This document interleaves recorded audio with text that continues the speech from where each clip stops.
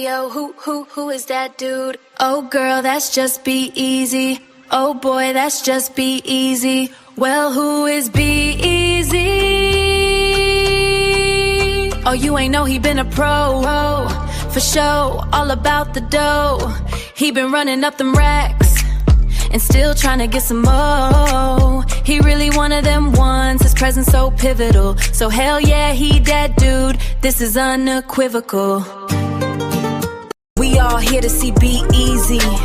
We wanna listen to B-Eazy. Ayy, we all like B-Eazy. Nah, matter of fact, we love B-Eazy. Believe me, he really that dude. Subscribe to the channel, it's easy to do. If you care, then go ahead and share. This fire content, extraordinarily rare. That's why I put that on my mama, he is that dude. And I put that on my daddy, he is that dude. So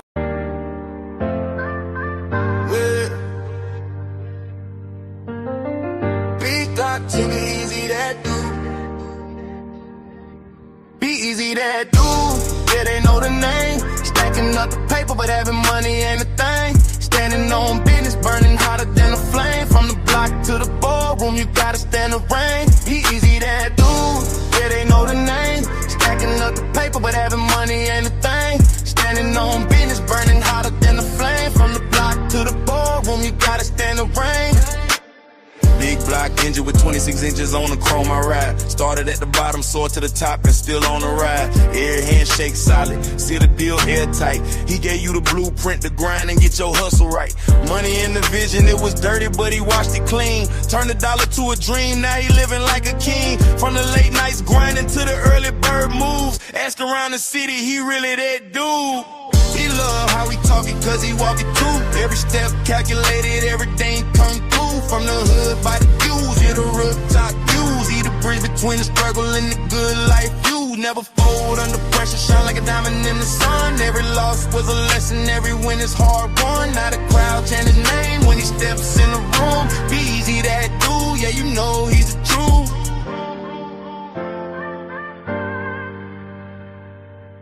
B-Eazy Dat Dude, yeah, they know the name. Stacking up the paper, but having money ain't a thing. Standing on business, burning hotter than a flame. From the block to the ballroom, you gotta stand the rain. B-Eazy Dat Dude, yeah, they know the name. Stacking up the paper, but having money ain't a thing. Standing on business, burning hotter than a flame. From the block to the ballroom, you gotta stand the rain.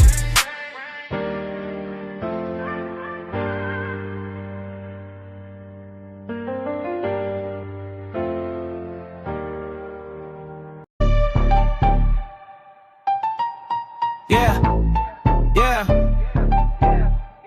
Listen up. It's B-Eazy Dat Dude, the great. He ain't fake, he one of the real guys. Spin fire every stream, you been late to the party, now it's time to realize.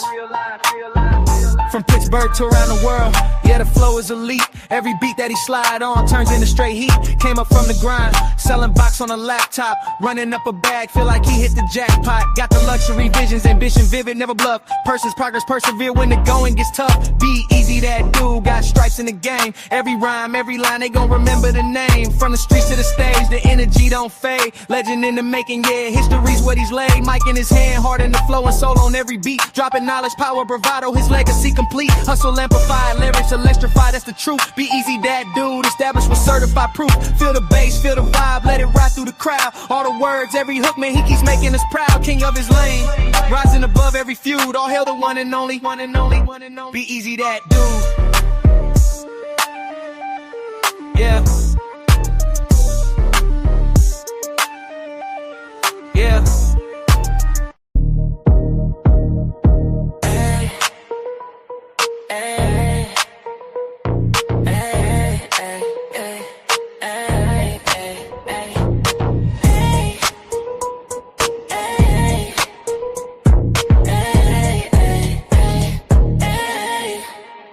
He always do it big, You know who it is. B-Eazy, B-Eazy, B-Eazy that dude. He on his way to the top and he ain't about to stop. You thought he would flop and didn't wanna give him props. The things you dreaming about he already did do. Now it's time to soak a game he about to give you. Like, share, follow, and subscribe. Hit the notification bell to tune in when he goes live. Make a contribution if you feeling the content. Tap into the realness if you tired of the nonsense. I mean, no disrespect, ain't trying to sound rude, but the world already knows that B-Eazy's that dude. Ooh.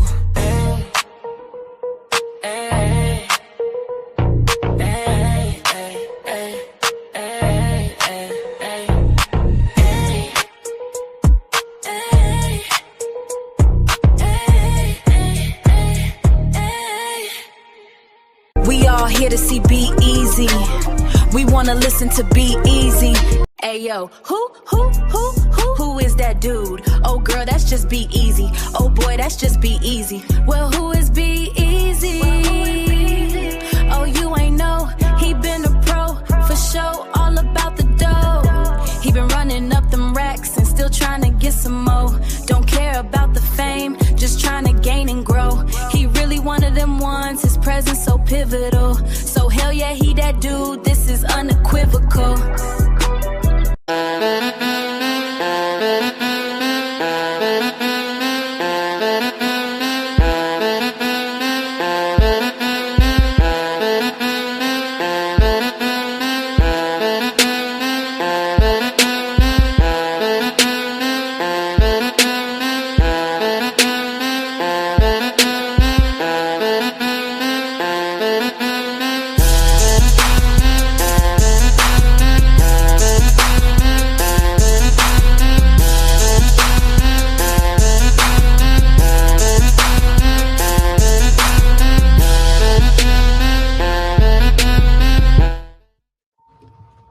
Turn your radios up.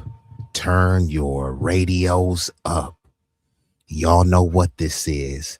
Y'all know who this is. B-Eazy Dat Dude, an impromptu stream back with another one. This one is gonna be a banger. Will ruffle some feathers, so it will be a doozy. I don't like to keep y'all waiting. So before we get this thing started, you know, I gotta hit ya. If you know the song, sing along. Yeah, you're right. 私も地元民と言っても実は少ないんです。もう友達できたの？うん。ぶったファンのこっち見ない方がいいかな。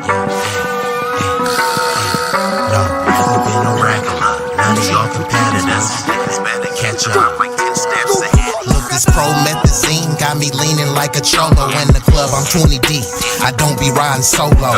Pull some bad bitches, they vanilla and cocoa. They wanna take some photos when we kick it out in Soho. Chicks is showing tits and popping pussy for my promo. Told them like juvenile, baby, move it for me slow mo. Then I'm right back to the block, cause I keep getting moto. I be flipping, not shrinking. I don't give a fuck about no. This nigga name ain't D-Lo, but pimpin' these bitches and stacking this bread forever be my stilo. This is B-Eazy Dat Dude in the trap making pass smooth. If I ever go broke, then I'm about to pull a jack move.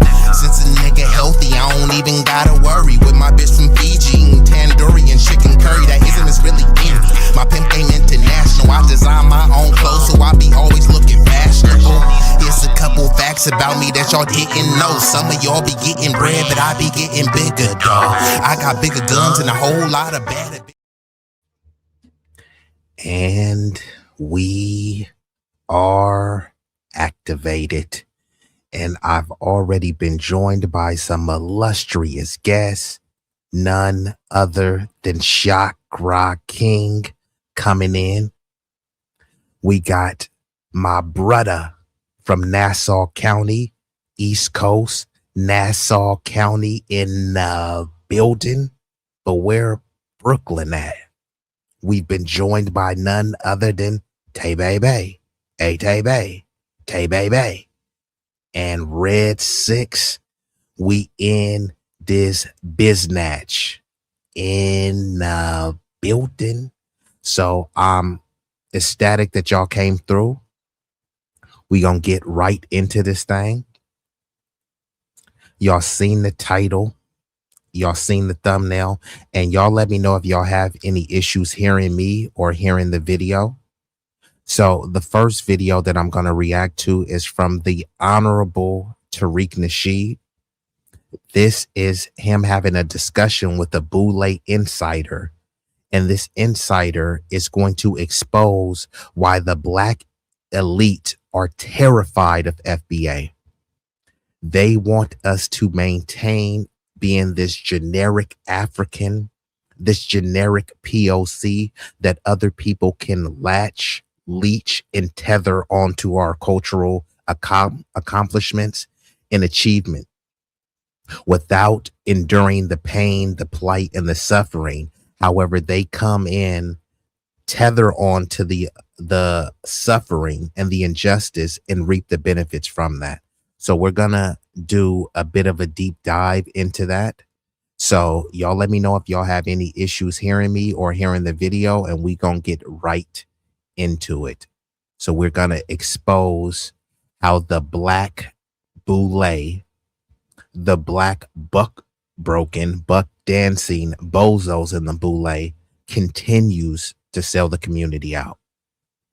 Let's get into it. Because I would love to talk to you about something. Okay, there you go. I just sent you a request to turn the camera on. All right, can you do it now? There she go. Hi. Hey, beloved, how are you? Okay, so I'm well. How are you? I'm good. So what's on your mind, dear? Okay, so as I was telling you before, my family is like well off, and I went to like Jack and Jill, and I am very new to this FBA stuff, and I've been reading about it and listening and watching you, and I mentioned to my mom and dad that I was a foundational Black American, Yeah. and they completely told me that is BS, and that I came from Africa. This is what they told me my whole life, that we were slaves and we came from Africa, and this movement that this whole FBA is kind of like the Black Lives Matter scam, and it's very hard for me to combat with them because, like I said, my mom's a judge. My dad's a judge. My mom's a lawyer, so they are very Slow down. I'm sorry. Okay, now let's unpack that. Number one, you said you were in Jack and Jill. That means your family is Boule. They're in the Boule, right? Yes. Right.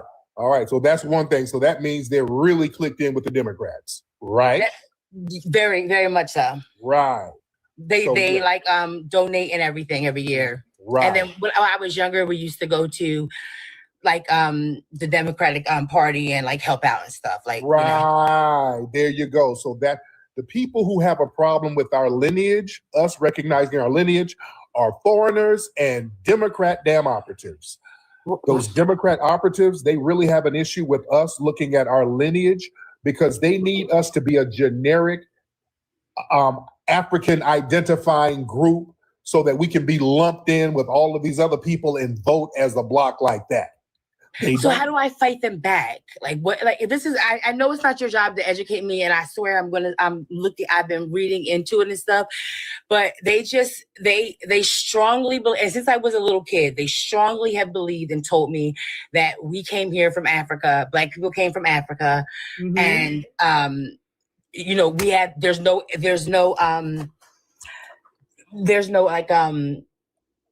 there was no Black people in America before the slaves came. They don't believe in indigenous Black people. Okay. And I feel so this is the buck broken, brain dead Boule holding on to the out of Africa theory and saying that, hey, we were all enslaved and came from Africa. That's not true, but let's just say that it was.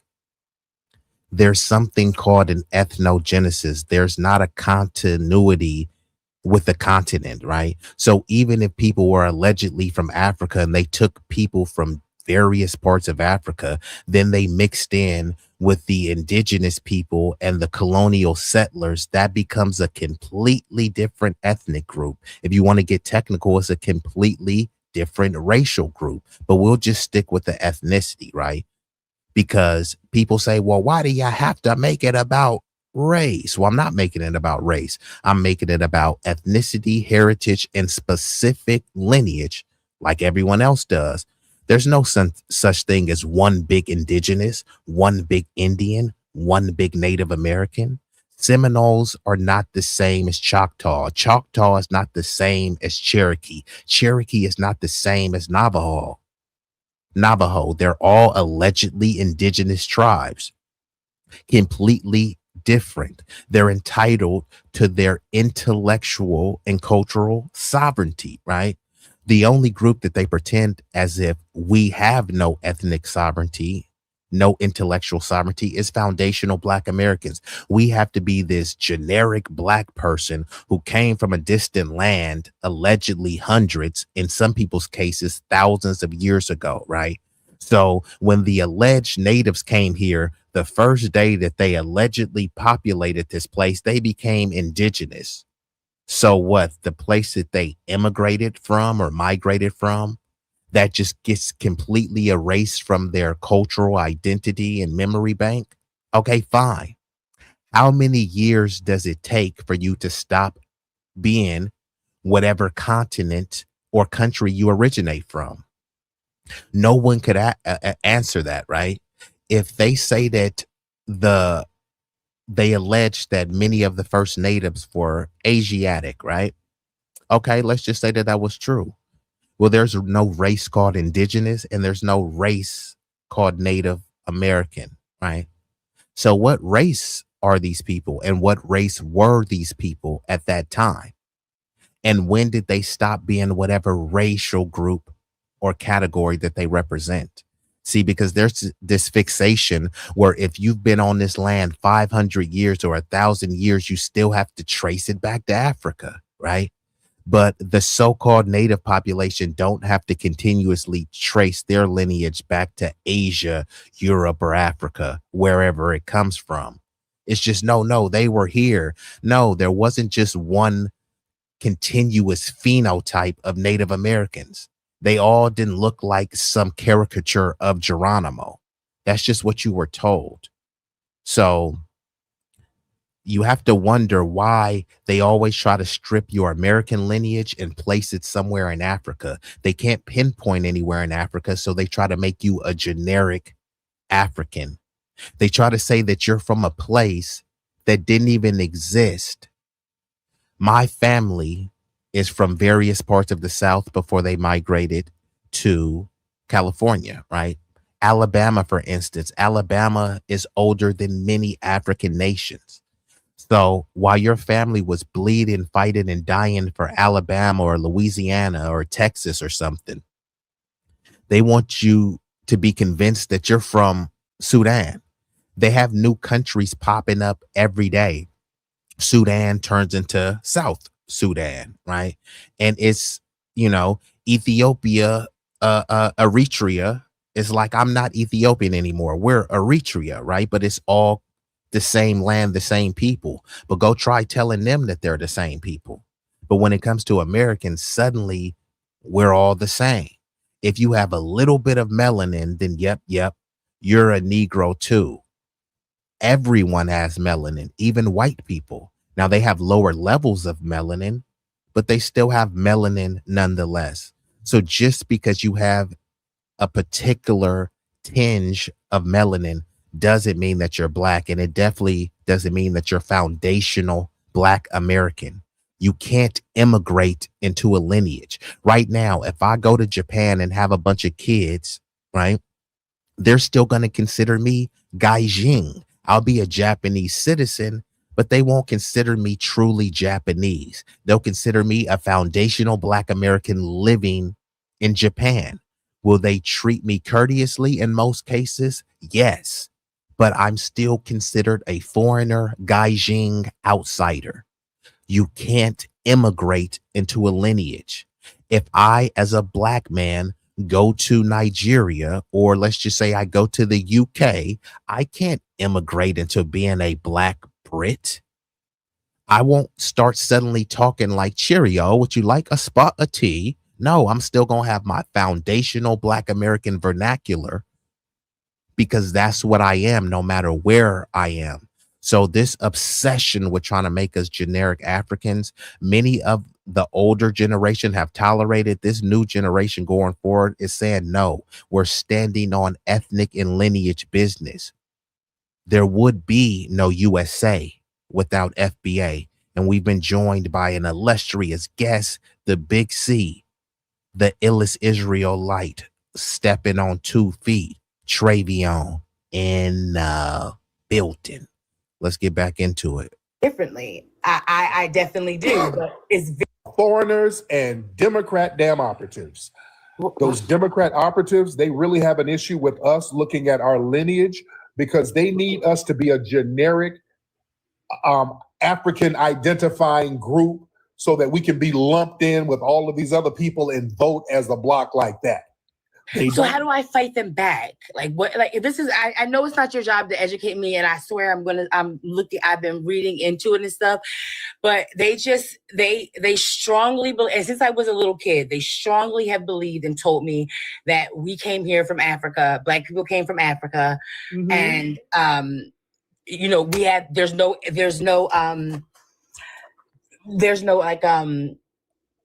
There was no black people in America before the slaves came. They don't believe in indigenous black people.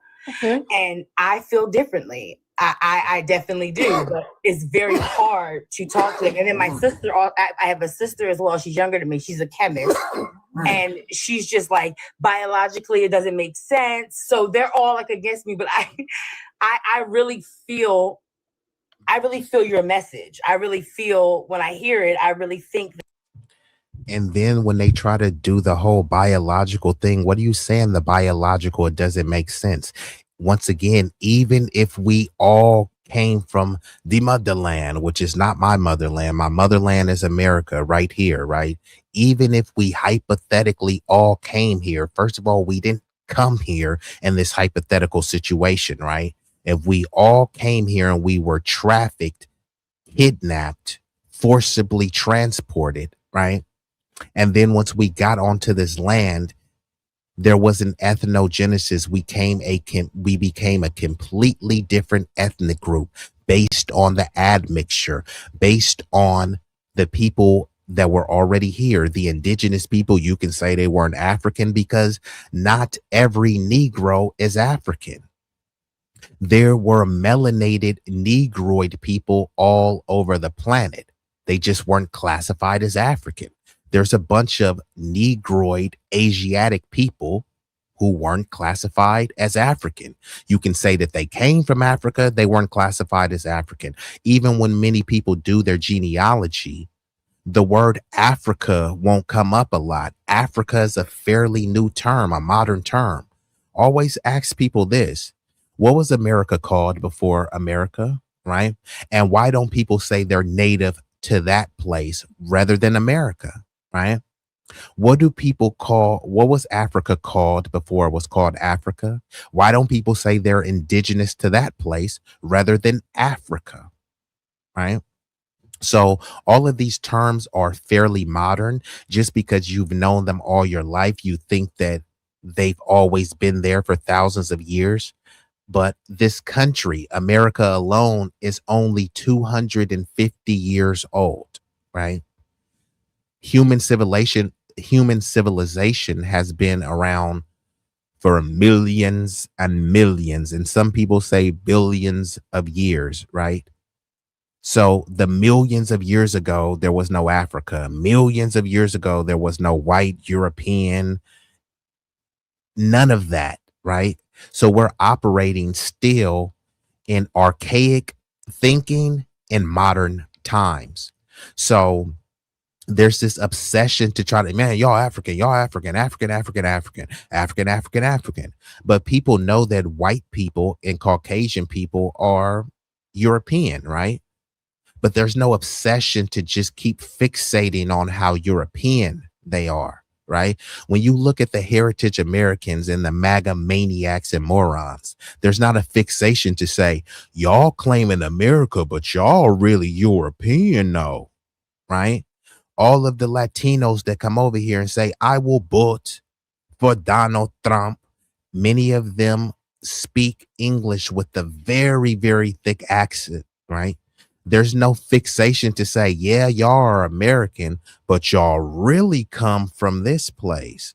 Y'all really from there, though. There's no fixation to do that. So you have to wonder, why is there a fixation to make us these generic Africans, a generic person of color that everyone could just leech and tether on to the accomplishments, right? When you say that you're African, other people who are actually African and have roots in Africa could come and try to give you a one up. Well, I'm more African than you, i.e. a tether by the name of Myron Games, whose real name is Amaru Fuddle, but I call him Amru Fudil, but his name is Amaru Fuddle. He changed his name to Myron Gaines to sound blackety black. And then when people say, hey, bro, you ain't like us, you ain't black. I'm black. I'm from Africa. I'm more African American than you. That's what he says. He's African from the African continent. So he checks the African box. He's born here in America, anchored here. So he's an American. He's an African American. No different than Elon Musk can claim to be an African American. No, he can't. African American means what, right? That's the whole point. It's supposed to be vague, nebulous, and broad. It pretends as if it specifies a particular demographic, right? And back in the day, maybe it did because we didn't have as many immigrants. But now with all of these immigrants coming over here, it muddies the water. This is not xenophobia. This is not saying that, hey, we hate immigrants. What we're saying is that there's a different experience. They come over here all the time and tell us how different they are, how different their culture is. Well, if we're so different, then we need to delineate, disaggregate the data, and find out exactly how different we are. I didn't grow up eating bushmeat, naan and curry, a goosey soup, fufu, plantains, none of that. I'm sure it comes from a very rich culture, a prominent culture that I'm not a part of. I don't want to take credit for that, right? And using flat blackness terms is a form of ethnic and cultural erasure. For example, when you think of samurai and ninja cultures, that's Asian culture, but to put it under a flat Asian banner would be disrespectful. Samurai and ninja culture is attributed to Japanese culture in specific. Do you think Japanese people will be okay with Filipinos claiming samurai culture as their own? Japanese people are Asian, Filipinos are Asian. Hey, I'm Asian too, so Filipinos could claim samurai culture. Huh? No, Filipinos have their own rich culture that they could claim, and represent. Don't conflate your Asianness and tether on to another ethnic Asian's accomplishments. This is not division. This is accuracy. We live in the information age, so it's not hard to parse the information and separate the information. So that goes the same with us. When we create something culturally, i.e. hip hop, it's not for everyone else to tether on to. Now, anyone could partake in it because we have a culture of inclusivity, of love and compassion. But just because racially foundational Black Americans are Black and racially Nigerians are Black doesn't mean that Nigerians can lay claim to hip hop and say that hip hop started in Africa because of some drum, right? We were banging on trash cans. People was beatboxing. People were using their own elements in America to create that art form. That art form was no other racial Black group and no other ethnic melanated or minority group. So this is what delineation is about. Now, it could get messy in the process. Some people crack jokes and roast and call names. That's part of our culture. but you know, sticks and stones may break your bones, but words will never hurt you, right? So now the delineation, it really is about ethnic preservation, but survival as well, right? Because we have the Trump admin and the Democrats are not doing anything to combat the erasure that we're facing in real time, right? So let's get back into it. That I'm a foundational Black person. Right, you are. To my mother and father and my sister and everybody else's family, they're just like, here you go, hopping on another trend that you know nothing about. And so, like I said, I really have been trying to get knowledgeable so that I can fight them back. But it's very hard to win an argument with a lawyer and a judge. So yeah, but basically they just talk over you because all you right, like they railroad exactly. They railroad me exactly. Yeah.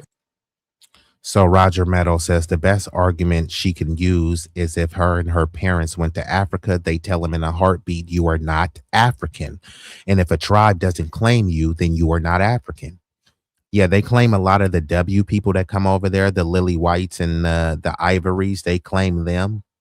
But yeah, when you come over there, they'll claim we are brothers, we are cousins, but you're not African. So it's funny, right? The buck broken boule, the brain dead boule in America wants you to obsess with calling yourself African. Then you go to the continent of Africa and they say, hey, my American brother, right? You have to wonder, why will these institutions fund anything with the name African in it? Pan-African, African-American studies, African. But then when you say foundational Black American, suddenly that becomes divisive. The only reason why they want to fund things in Africa is so you're looking to a distant land to go back to and build up to, but there's no going back to. I never was there. I never came from there. And what they want to convince you is because you have a bloodline that may trace there multiple centuries ago, you're still from there. It doesn't even really make sense at all, right? They want to say, hey, you're from a country in Africa that didn't exist 400 years ago, so claim it. Claim a plot of land, right? You know? And like Roger says, I'm 2-3 centuries removed from Africa. If America is 250 years old and we were here hundreds of years before America became a country, some people are 3, 5, even more centuries removed. So many people family has been here 500 plus years and they still want you to claim Africa, a place that you've never been, right? Exactly what it is. They railroad me every single time. Yeah, because logically, you know, listen, because even if everybody came from Africa, whatever, we still had an ethnogenesis here. Right. We had an ethnogenesis here. We've been here so long. Sorry, don't mind if I'm writing. I'm just learning. No problem. But the thing is, we've had an ethnogenesis here. We've been here so long, and those African nation groups don't even exist anymore. So we're not a part of that. We predate many of the modern African nation states. We became a whole different ethnic group. We are foundational to the United States. That's not up for debate. Somebody's foundational to this country. It's not the white people, because many of them were not even classified as white that are classified as white now. It wasn't Hispanics, it wasn't Asians. It was us. No, they're very strong on believing that this is our country, that we built it, we helped build it, and Right. This is our home, this is where we are. They just don't want me. I told them that I'm going to go by FBA now, and They were like, no, you need to go by Black or African American. No, the African American thing is done. My mom and dad only, like when I was growing up, they were like Black to them, Black was ghetto, like, you know, so I always had to call myself African American. And see, when I grew up, I never called myself African American. My family, we all called ourselves Black, right? And there's this thing where if you say Black, that sounds ghetto, but saying that you're African sounds prominent. This is one of the most idiotic arguments ever, because they always showed African people in a disparaging light. They showed this skinny kid with his ribs touching and a big belly with flies all around him, asking, could you feed this kid for 50 cents? This is where the term African booty scratcher comes from, allegedly, right? They would show these Discovery and Nat Geo channels of African women walking around naked. They would say that they're primitive, that they were savage beasts, that they lived in mud huts, right? But you saying you're black, you think black is ghetto? It's funny though, because and at least she's revealing the truth. This is what all these other groups thought. Why do you call yourselves black? Black is just a color. Mind you, they were dominated by people who call themselves white. So you say, don't call yourself black because black is just a color. And then you're dominated by someone who's calling themselves a color. There's someone who's calling himself white, who is a color, and smacking your black ass around, right? So I don't know where this thing is that people think that if they're foreign or if they say that they're African, that's some sort of exotic claim. No. When people think of Africa, unfortunately, they think of the most disparaging things. Just like when they think of foundational Black Americans, we have a rich, great culture that is the foundation of this nation. But when they think of Black people, they try to frame it around violence, thuggery, and twerking. But even though our culture is so much more than that, it's the same thing with Africa. Africa is much more than mud huts and booty scratchers and flies and pooping in the streets, right? But what media outlet is going to frame Africa as that? It's not foundational Black Americans. We were the only ones uplifting Africa. Even now, you got a young dude where they got Africans were crying, oh my God, I Show Speed. You know, they were praising I Show Speed. I Show Speed is like a 19, 20-year-old. Where are the grown adults to uplift Africa? It's a bunch of Nigerians over here who is talking about how rich their culture is, how many of them are doing much better. Where are they at to go build up Africa, to build up the image of Africa, the so-called Nollywood, right? Many of the Nigerians are trying to get to America to cosplay and act as a foundational Black American. Why don't you create films that depict Nigeria in a light of prominence and prestige? Instead, they're coming over here, unfortunately, in the droves to tether on to what we've already built by trying to tell us that you guys got baby mama culture and all this other type of stuff. Y'all got gangs and all this stuff. There's so many gangs in Africa, but there's not a robust data keeping process. So many of those crimes go unsolved. Many of the deletions go unreported, right? This is not to denigrate or disparage. This is just the case. You can't try to say that we have inferior culture and then we point out the deficiencies in your culture and then you try to say it's xenophobic. No, it's xenophobic for you to attack foundational Black Americans as lazy when we were the ones putting boots on the ground so that these immigrants could come over here, all immigrants, and then they come over here and fight for ethnic specific policies when we're fighting for universal all lives matter policies, which was much to my chagrin and to our detriment, right? We get praised for being society's political doormat, but guess what people do? They keep their doormat clean, then they go step in dog poo and go wipe it on the Black doormat. Who cares? It's the niggers, right? That's how people feel. How many times do I have to ask this question and not get an answer? Who is the Asian version of MLK, Fred Hampton, or Malcolm X? Dick Gregory, Medgar Evers, anyone, right? Who is the white version of MLK, Malcolm X, Dick Gregory, Medgar Evers? Who is the Asian version of MLK, Fred Hampton? Don't worry, I'll wait. Go ahead and drop it in the chat, because every time it seems that someone brings up someone, either these people have smut on their name or they have a history of anti-Blackness. People bring up Gandhi, You mean the same Gandhi who hated black people, right? People bring up Cesar Chavez, who's being drugged through the mud right now. And Cesar Chavez was fighting for Chicano rights. He wasn't fighting for civil rights, right?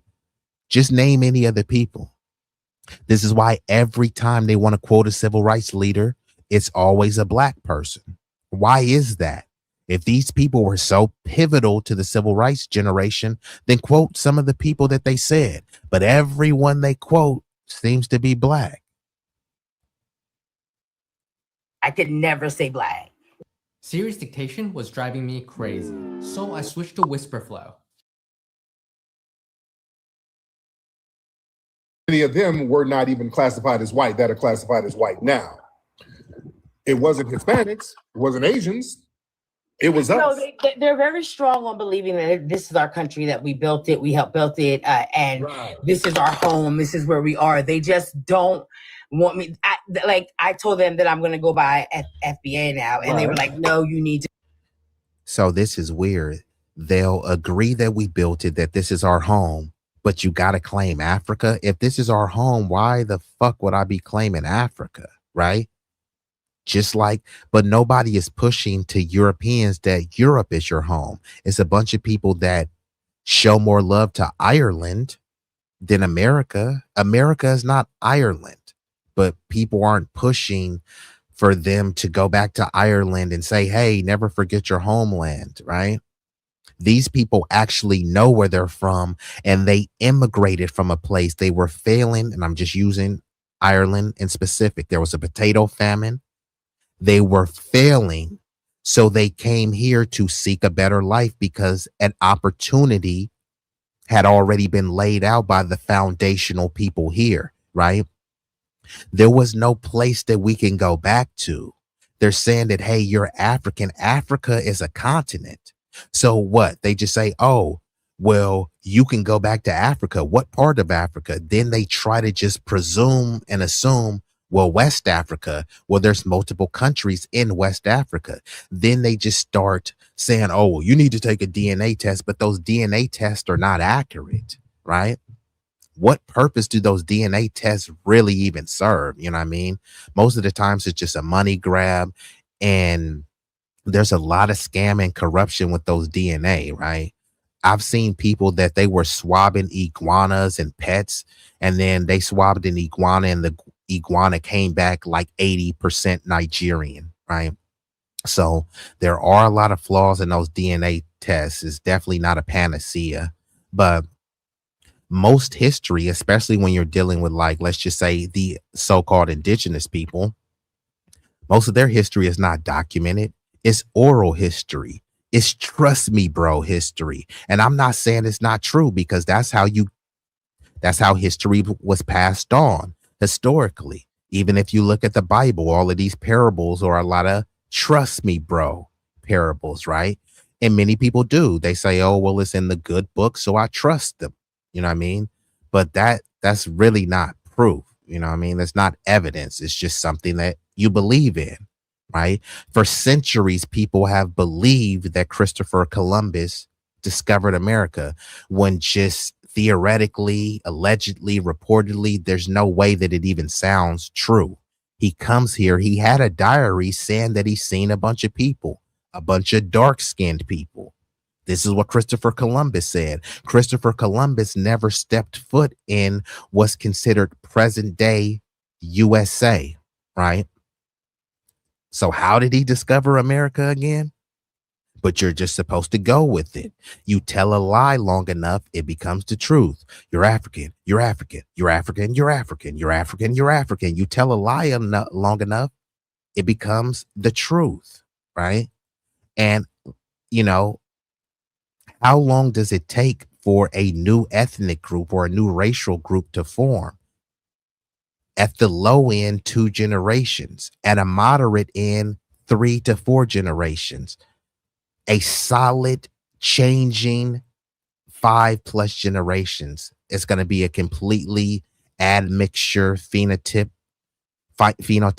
Will there be some similarities? Yes, but it won't be the same. So even if we are all are allegedly from Africa, but we've been removed from there for 500 plus years. It's not the same people.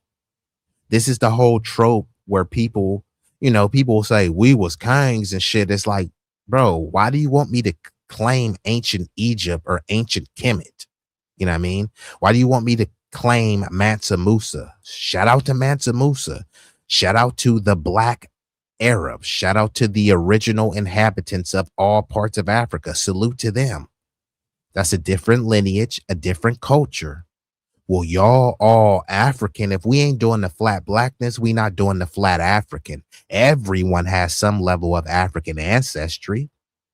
Some people got 90%. Some people got 9%. Some people got 0.9%. Right? Let's get back into it. To go by Black or African American. No, the African American thing is done. My mom and dad only, like when I was growing up, they were like black to them, black was ghetto, so I always had to call myself African American. I could never say Black. Now, where's your family from? Where are they from? So my grandfather is from, okay, so let me explain. My grandfather, who was the first Black lieutenant police in our town, he is from Mississippi. He married my grandma. Now, my grandma's mom was white, but nobody talks about it. Nobody talks about it, but she was definitely white. And my grandma was very light-skinned. And then she was from New Jersey as well, too. So when my grandfather got out the army, he came up here from. So she said what her grandma was white, right? So that's already leading to the admixture. And then there's people in Africa, a bunch of Black people mating with other Black people. Then their kids mate with other Black people. Africans mating with Africans, mating with Africans, mating with Africans, right?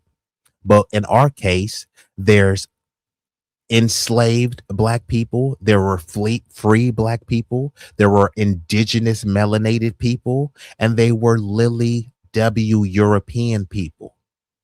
That's one heck of a mixture. That's not the same mixture as someone who's been living with his Fulani tribe and they only mate and breed with the Fulani tribe that looks just like them phenotypically. Same thing with people from Somalia or Djibouti, right? There's a reason why they look like that, because they're mating and breeding with people that look like them, the same territory, the same phenotype, right? This is why we look different. I mean, this stuff is really not hard to figure out. Mississippi, and they got married. So my lineage is, my grandfather was from Mississippi. I was growing up, they were like black to them, black was ghetto, so I always had to call myself African American. I could never say Black. Now, where's your family from? Where are they from? So my grandfather is from, okay, so let me explain. My grandfather, who was the first Black lieutenant police in our town, he is from Mississippi. He married my grandma. Now, my grandma's mom was white, but nobody talks about it. Nobody talks about it, but she was definitely white. And my grandma was very light-skinned.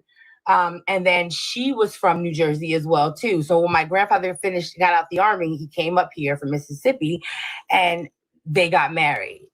So my lineage is, my grandfather was from Mississippi, my grandma. All right, just give me one moment. I'm about to pull this up because we gotta hit y'all with some scholarship.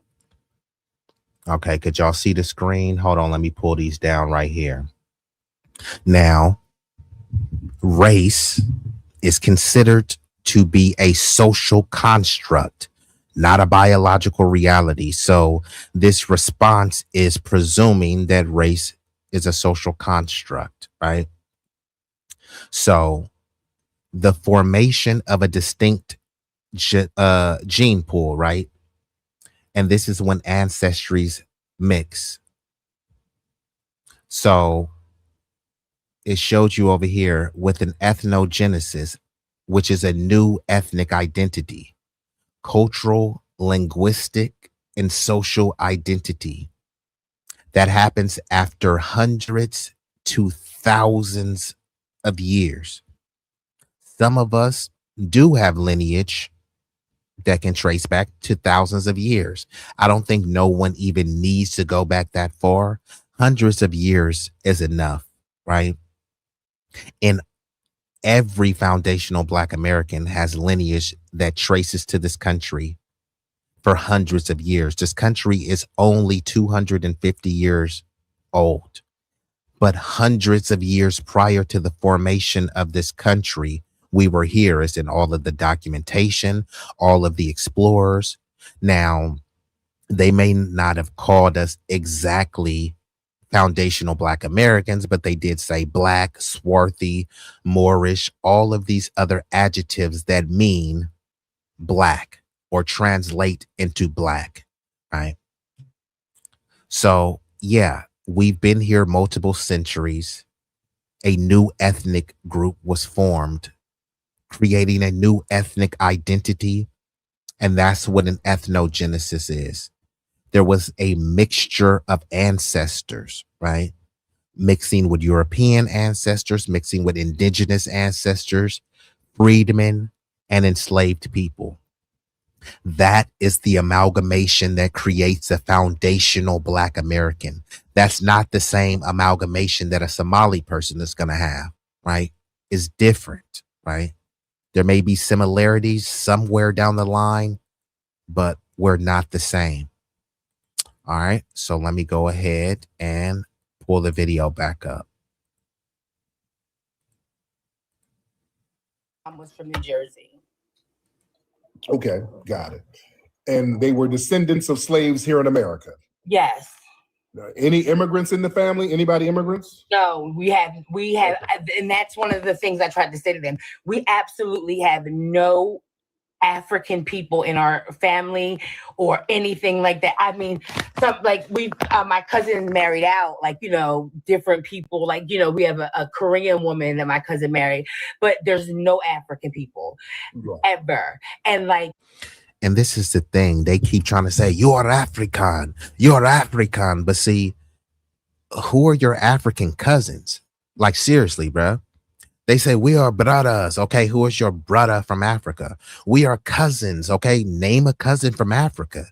You can say, man, I got a cousin from Mississippi. I got a cousin from Alabama. I got a cousin from New York, a cousin from Nebraska, cousin from California. You got cousins, but all your cousins and your brothers and your family members are all in and from the United States. And I'm specifically talking about foundational Black Americans.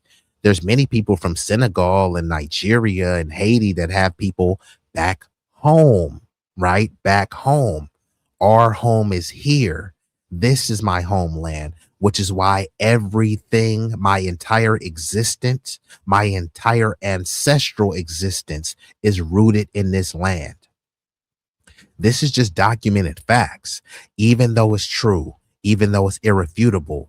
Despite all that, people still want to make you this generic African. And you have to wonder why that is, right? Look at all of the inventions that we created. Were they created in Africa or were they created here? Look at all the wars that we fought in. Were we fighting in Africa or here, right? We weren't fighting with the Zulu tribe or anything like that. We were fighting here. We're the only ethnic group that fought in every war. So we are too rooted in this country to not be foundational. And that's what people hate, because they can't put that immigrant jacket on us, right?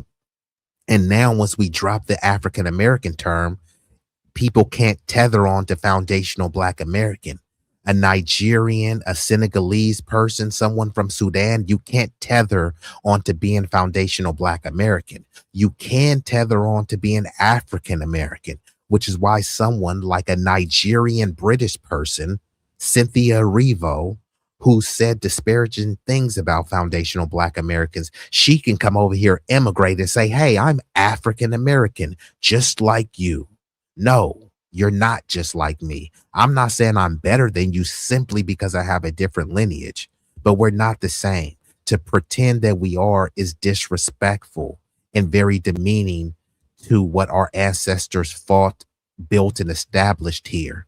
I always give the example. If I'm doing a zoo exhibit and I have two cats in a cage, And I say, here is 2 jaguars. And you say, hold on, one of them, that kind of look like a leopard over there. Is that a leopard? Oh, yeah, my bad. That is a leopard.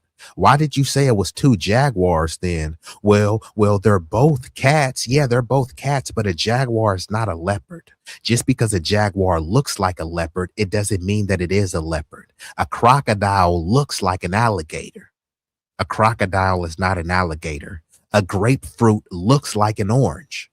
A grapefruit is not an orange. So even if a Nigerian might actually look like a foundational Black American, doesn't mean that they have the same lineage or heritage, right? All skin folk and kinfolk, right? And guess what? Salt looks like sugar. Is salt the same thing as sugar? Let's get back into it. I mean, I don't know. Like, and this is the thing. This is what pisses me off. We were all, growing up. My mom always told me, because I was like the token Black girl, because it wasn't too many. I was the only Black girl around. So my mom used to always tell me, stay down for the brown. Always include every Black person. Always root for every. So this with the whole, you could blame it on your own people in Africa. It wasn't their own people. This is like why this kind of commentary is kind of immature and somewhat idiotic. This is the reason why they were selling some people, because they didn't see them as their own people, right? Even right now, I mean, Israelis are Middle Eastern, Palestinians are Middle Eastern. Do Israelis see Palestinians as their own people? Iranians are Middle Eastern. People in Saudi are Middle Eastern. Do the Saudis see the Iranians as their own people? Do Iraqis see Iranians as their own people? Do Egyptians see Jordanians as their own people? Look at any Viking movie. You won't find any Black people in the Viking movies.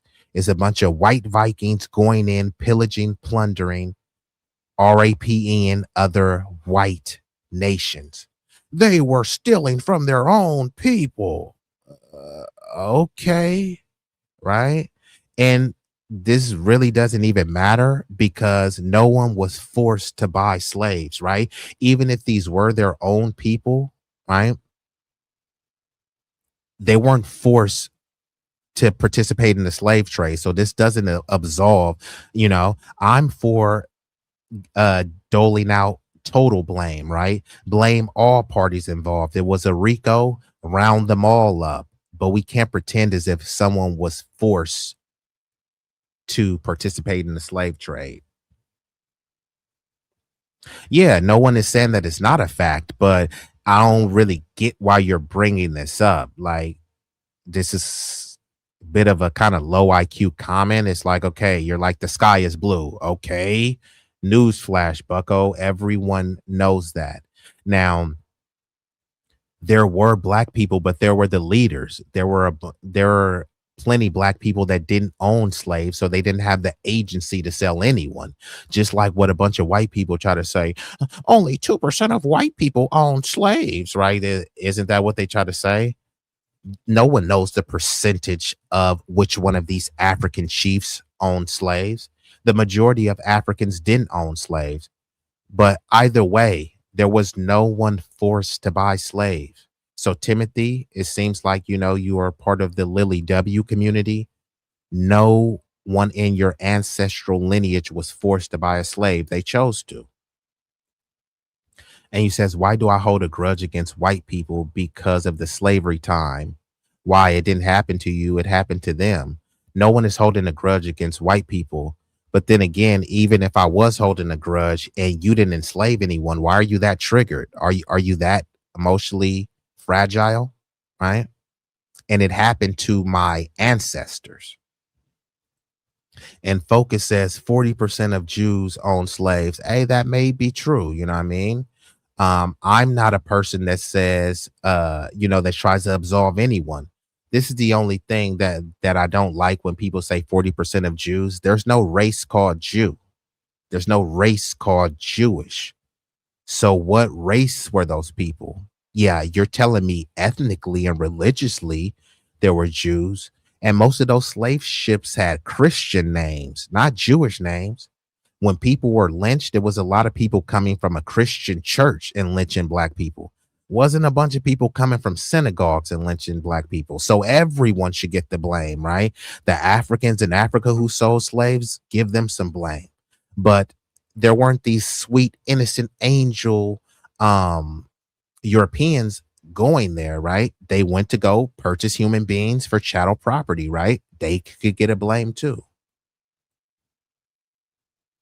Hey, well, yeah, 40% of whites, you know what I mean? I really don't care what racial or ethnicity they was. Wrong is wrong. There are many Native Americans or so-called Native Americans that own slaves as well. Even when they talk about how sad the Trail of Tears was, they don't talk about how slaves were being transported on the Trails of Tears is what I meant. Um, I am from the Northeast. I met a black man that thought we were ignorant up here, and he found out different in that we owned slaves, but we didn't own slaves. Okay, this sounds like anecdotal. So, Timothy, I'm not sure. Timothy, bro, you kind of like all over the place. What point are you trying to prove? And Timothy, bro, I'll drop the link if you want to come up because you kind of always be dropping this stuff from like a faceless account. But hey, if you want to come up here and stand on it, bro, I'll let you go on your rant because I don't hate white people. I'm a humanitarian, so I actually love white people. I love all people, but I have to put my community as my primary focus. I'm America first, so I want to see my country enriched and uplifted. However, it's people like Timothy in your community who's always complaining about black people, black fatigue, black on black crime, black this, black that. So I need to focus on the community that people have so much fatigue about, that people complain about so much. And I want to see the enrichment and the betterment of that community. That's all. But Tim, hey, if you want to come, if you want to come up here, if you want to discuss or debate, then I'll drop the link for you. Don't just kind of troll and kind of ramble and babble incoherently in the chat. Yes, Jews profited from slavery, but as far as being slaveholders, they made up less than 1%. They made up such a large percentage that most of our last names would be Jewish sounding names. The Rothschilds still own the slave trades. I'm not saying that they don't, but there's no race called Rothschild and there's no race called Jewish. So what race are the Rothschilds? Let me know that, Penn. Tell me what race the Rothschilds are. Are you in today's everybody? Are you in today? Everybody is asleep to somebody. If you're working for somebody, you're still a slave. Like I said, Timothy, you're kind of all over the place. And if you're still a slave in this society, who runs society, right? Surely it's not those distant Africans that you're blaming for the transatlantic slave trade, right? Who is running the society that makes it so that everyone is a slave, according to you, Timothy? Also, if such a large percentage of Jews owned slaves, then why was the Confederate South littered with churches and not synagogues and temples? You'll have to ask Timothy and some of the other brothers in the chat. Everybody today is a slave if you work for somebody. I was told people in the South of schools in South teach black kids that we had slaves in the Northeast when we didn't. Yeah, there was slavery everywhere, all over the country, and even the places that allegedly didn't have slavery. There was something called the Fugitive Slave Act, which means that the places, the good old people, the good boys who claimed that they didn't have slaves, guess what? They would snitch on people and say, hey, nigger, you're a slave, so I'm going to snitch on you and collect a bounty. So that essentially makes it a slave state, right? Because you guys helped uphold slavery, right? It's just like if someone said, hey, I never touched any kids, but then you see a little kid that escapes and then you return that kid back to the household that was abusing and molesting them. Hey, I never touched kids. Yeah, you just enabled and were complicit with the pedophiles who were touching kids. Hey, I never owned any slaves. Yeah, you were just complicit with the system of slavery and upholding it. So the whole I never owned any slaves things in the Northeast was so innocent. Like, come on, bruh. Spare me. And it's funny because the people who say I never owned any slaves, okay, fine. So no one is talking about you. If I'm talking about a bunch of disgusting pedophiles and you don't fit that description, why would you feel offended? I'm talking about pedophiles. You say that's not you, so why would you get offended? If I'm talking about the grotesque people who enslaved people as chattel property, that's not you, and you allegedly don't condone that. So why would you feel guilty? No one is saying all white people own slaves and all these people and all. No, I don't generalize people like that, but your community does. The black community, there's black on black crime, black this, black that, all sorts of stuff. So Timothy, you come from a culture of violence and a culture of demonizing and ostracizing people. And that's not even what's going on. So it's a lot of projection and incoherent babble from you in the chat. But like I said, if you want to come up here, you want to debate or discuss whatever you think you're talking about, you're more than welcome.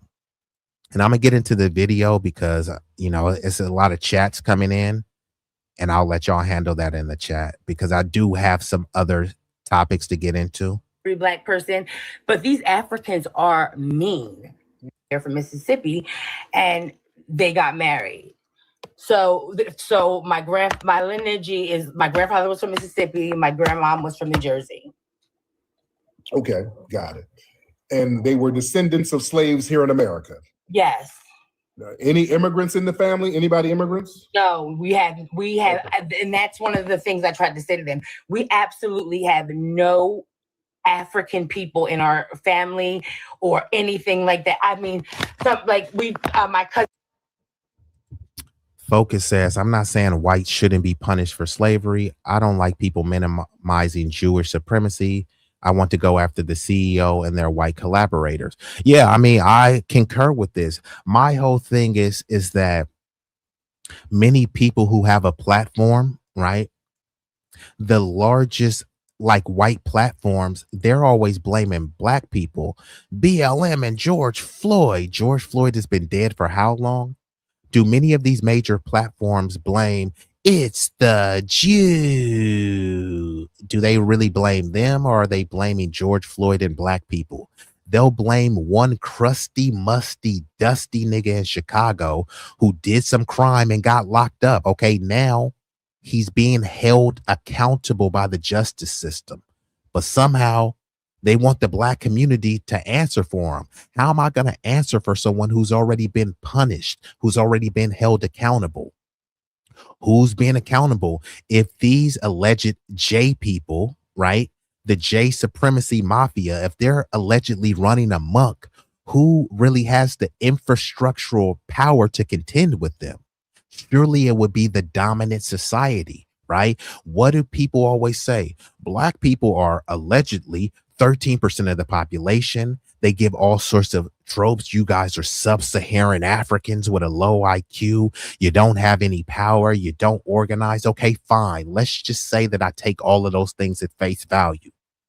Then that means we're not the ones who can stand up to the big bad J mafia. That would be the dominant society.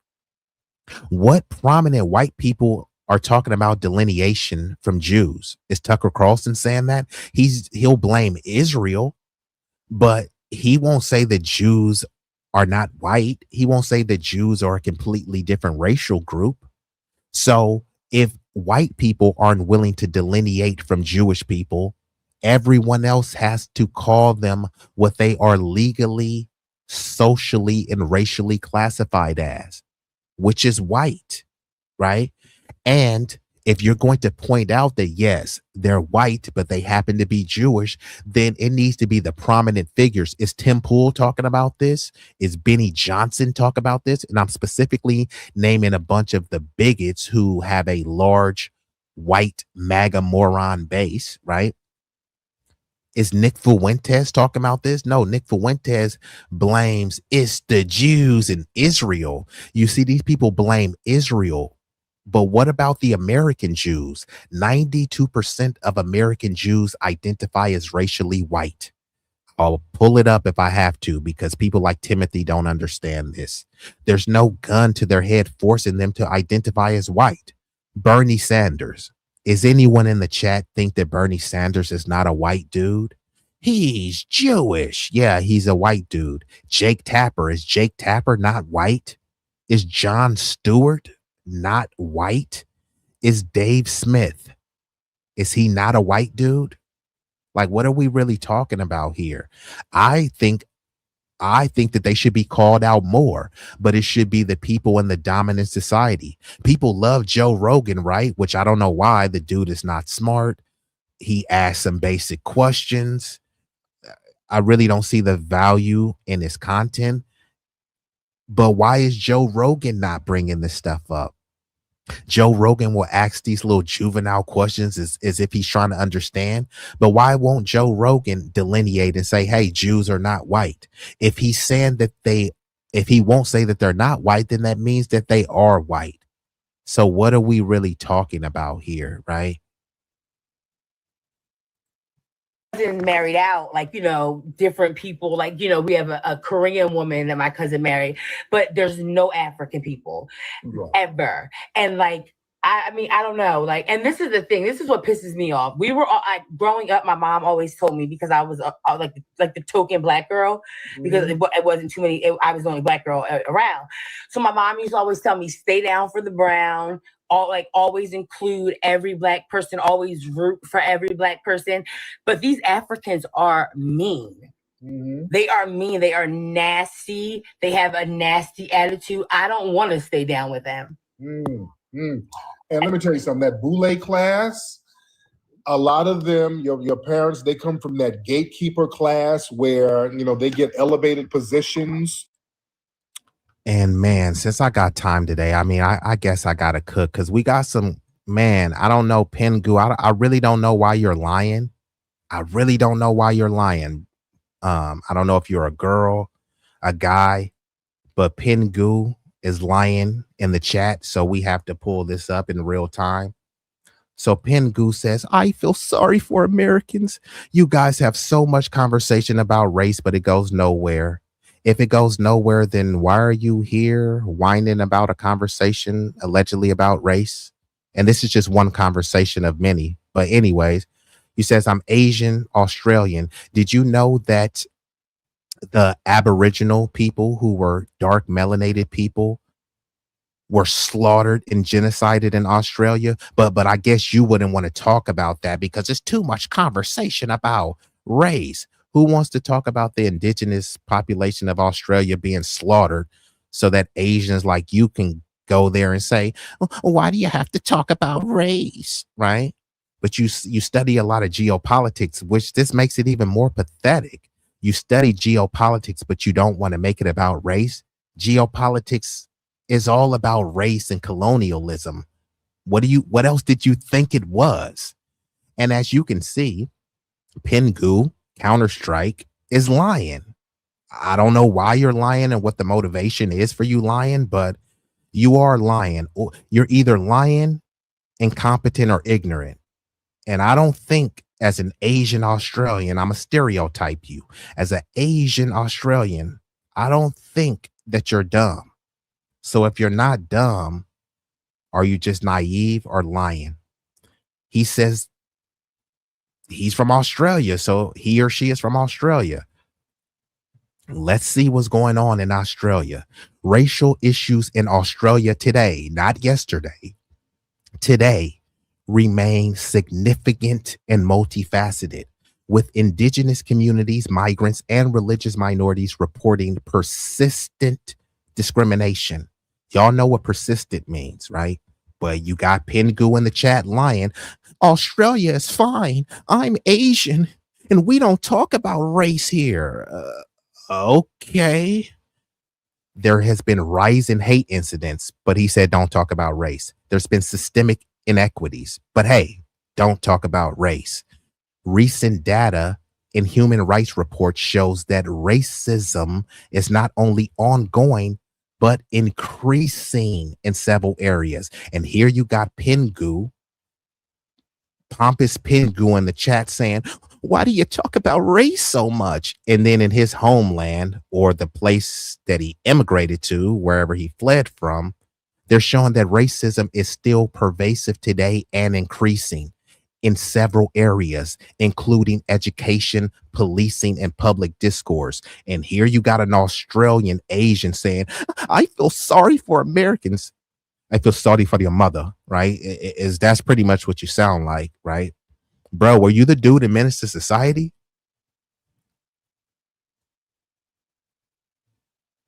Over half of Australians, 55%, believe racism is a problem. So while we have an Asian Australian saying racism is not a problem, 55% of Australians say that it is. And this is according to Amnesty International's Human Rights Barometer. 57% believe some ethnic groups don't want to fit in to the Australian way of life. What is the Australian way of life, right? So I can go on and on, but Pengu, just stop lying. There's no racism in Australia. Okay. You people there slaughter the indigenous population, but there's no racism in Australia. To basically be spokespersons for Black society. So it's very imperative. Okay, got it. And they were descendants of slaves here in America. Yes. Any immigrants in the family? Anybody immigrants? No, we have, and that's one of the things I tried to say to them. We absolutely have no African people in our family or anything like that. I mean, some like my cousin married out, like, you know, different people, like, you know, we have a Korean woman that my cousin married, but there's no African people ever. And like, I mean, I don't know. Like, and this is the thing. This is what pisses me off. We were all, growing up. My mom always told me, because I was like the token Black girl, because it wasn't too many. I was the only Black girl around. So my mom used to always tell me, stay down for the brown. Always include every Black person. Always root for every Black person. But these Africans are mean. They are mean. They are nasty. They have a nasty attitude. I don't want to stay down with them. And let me tell you something, that Boule class, a lot of them, your parents, they come from that gatekeeper class where, you know, they get elevated positions to basically be spokespersons for Black society. So it's very imperative that they need us to be basically, again, yes. I mean, I often, whenever I bring up the Confederacy, I always bring up Judah P. Benjamin. Anyone that's praising the Confederates are definitely some morons. There's no way you can truly be America first while praising traitors. But yeah, Judah P. Benjamin, also the Levitt brothers who created the modern Levitt towns. They were Jewish as well, but they tethered on to whiteness, you know, and they were allowed to run amok because of who they were, you know, mistreating. And this is one of the kind of low IQ responses, Pengu. We're talking about America, right? And this is, so I don't ever want to see anyone leave a goofy chat or comment like this, because when someone is talking about a particular country, don't bring up the globe. If you're trying a rape case in America, would it be appropriate to say, well, rape was prevalent all over the world? We're not talking about the world. We're talking about America, right? So, yeah, slavery may have happened all over the world, but we don't have a jurisdiction over the world, right?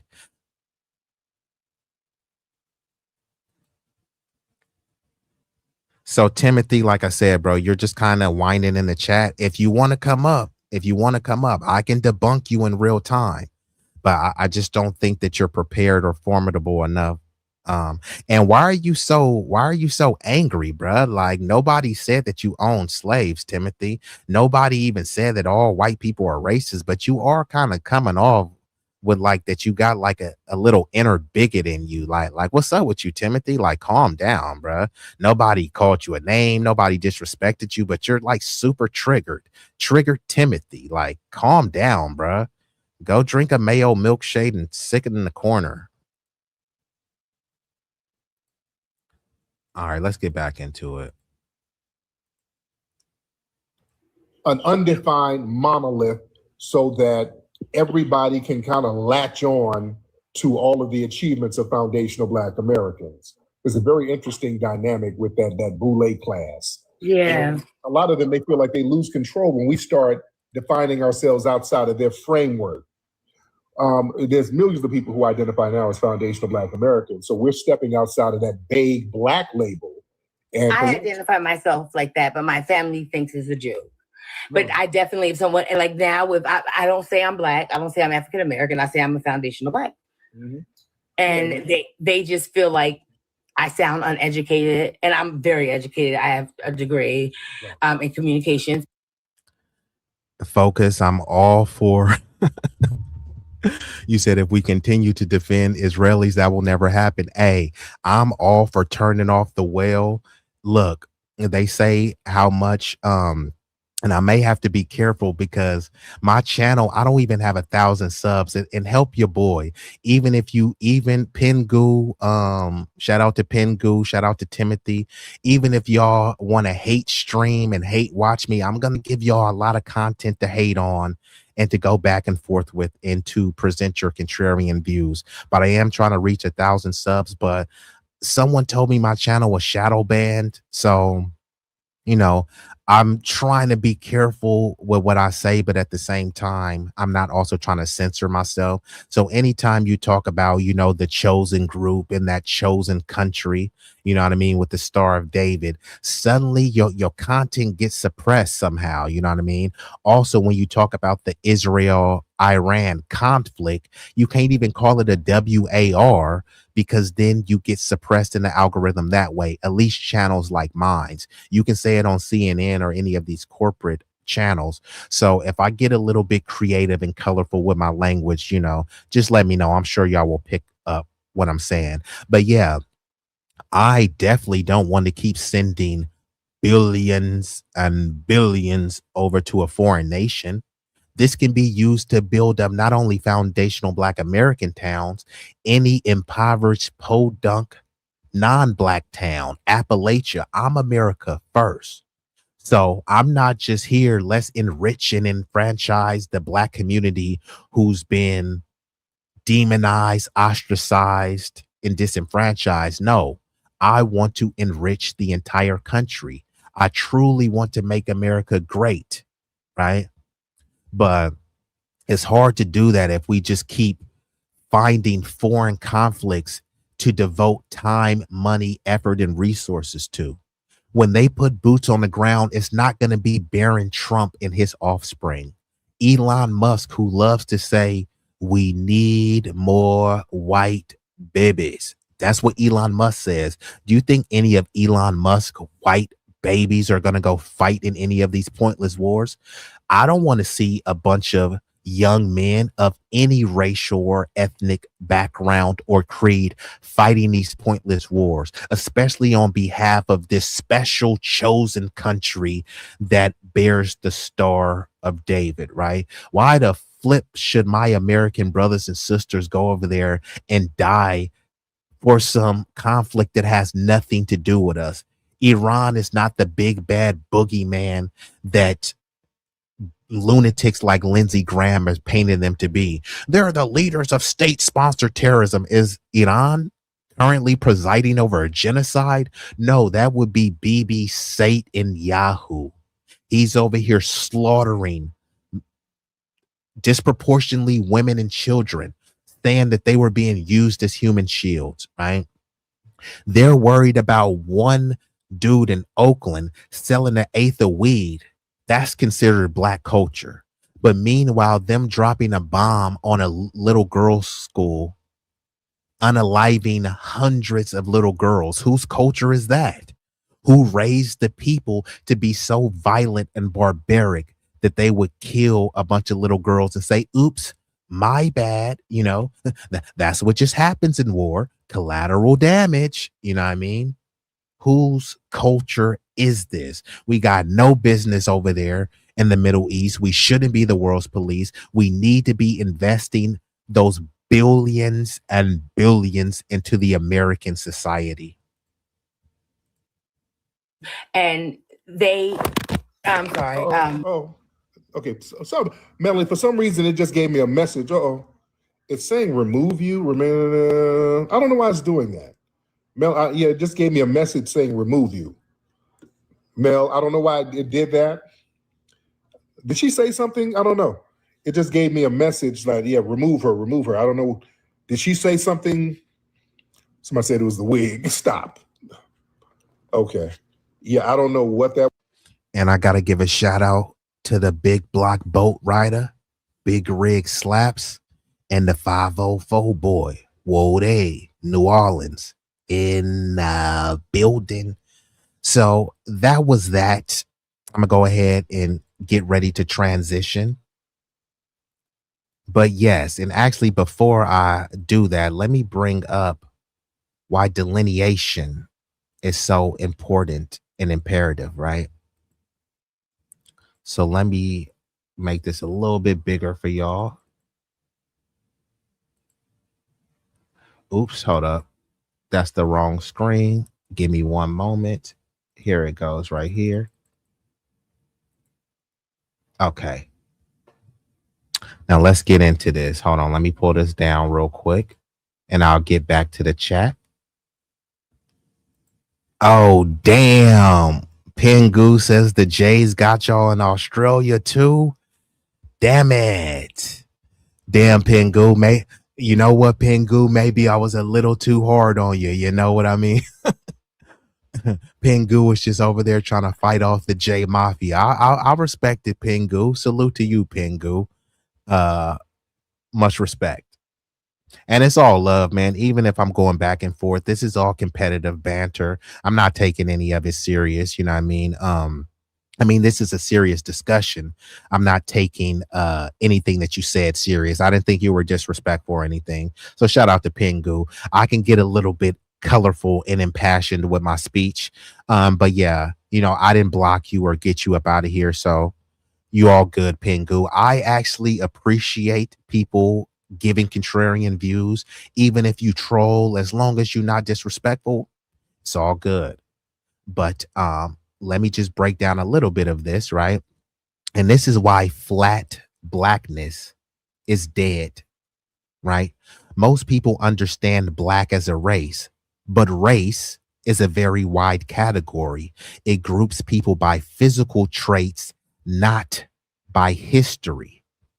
Ethnicity, on the other hand, tells you where people come from, what they experience, what culture they built.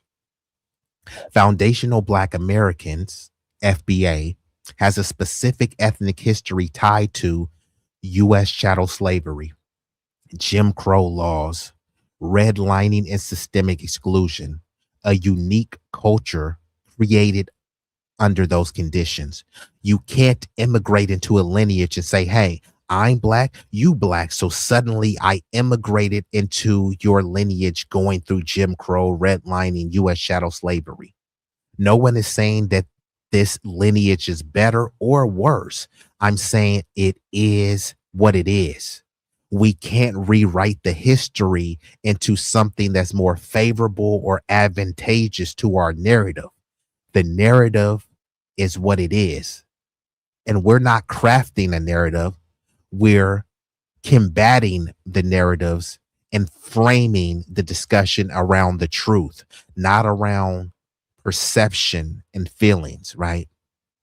This is not that's not the same as someone whose family immigrated from Jamaica, Nigeria, or Haiti, even if they are all racially black, which is why I brought up earlier saying that, hey, samurai and ninja culture is attributed and accredited to the ethnic Asian Japanese people. Cambodian people are Asian, Thai people are Asian, Vietnamese people are Asian, Filipino people are Asian. It would be disrespectful for them to try to claim samurai culture as their own. Could they partake in the culture? Yeah, anyone has the freedom of expression and the liberty to do so. But just because you partake in a culture doesn't make it your own. It doesn't negate or erase the origins of it. And that's all people are saying when they say that I'm foundational Black American. We're just drawing a line in the sand and putting a stamp and an exclamation point on our lineage. We are just renaming a lineage that has already been prevalent and prominent for centuries. Without delineation, history gets blurred. If you lump everyone into a Black category, you lose accuracy. Imagine if people said all Asians share the same history. That would erase the differences between Japanese people, Filipino people, Cambodian people. It wouldn't make sense because each group has its own history, struggles, and achievements. The same principle is here.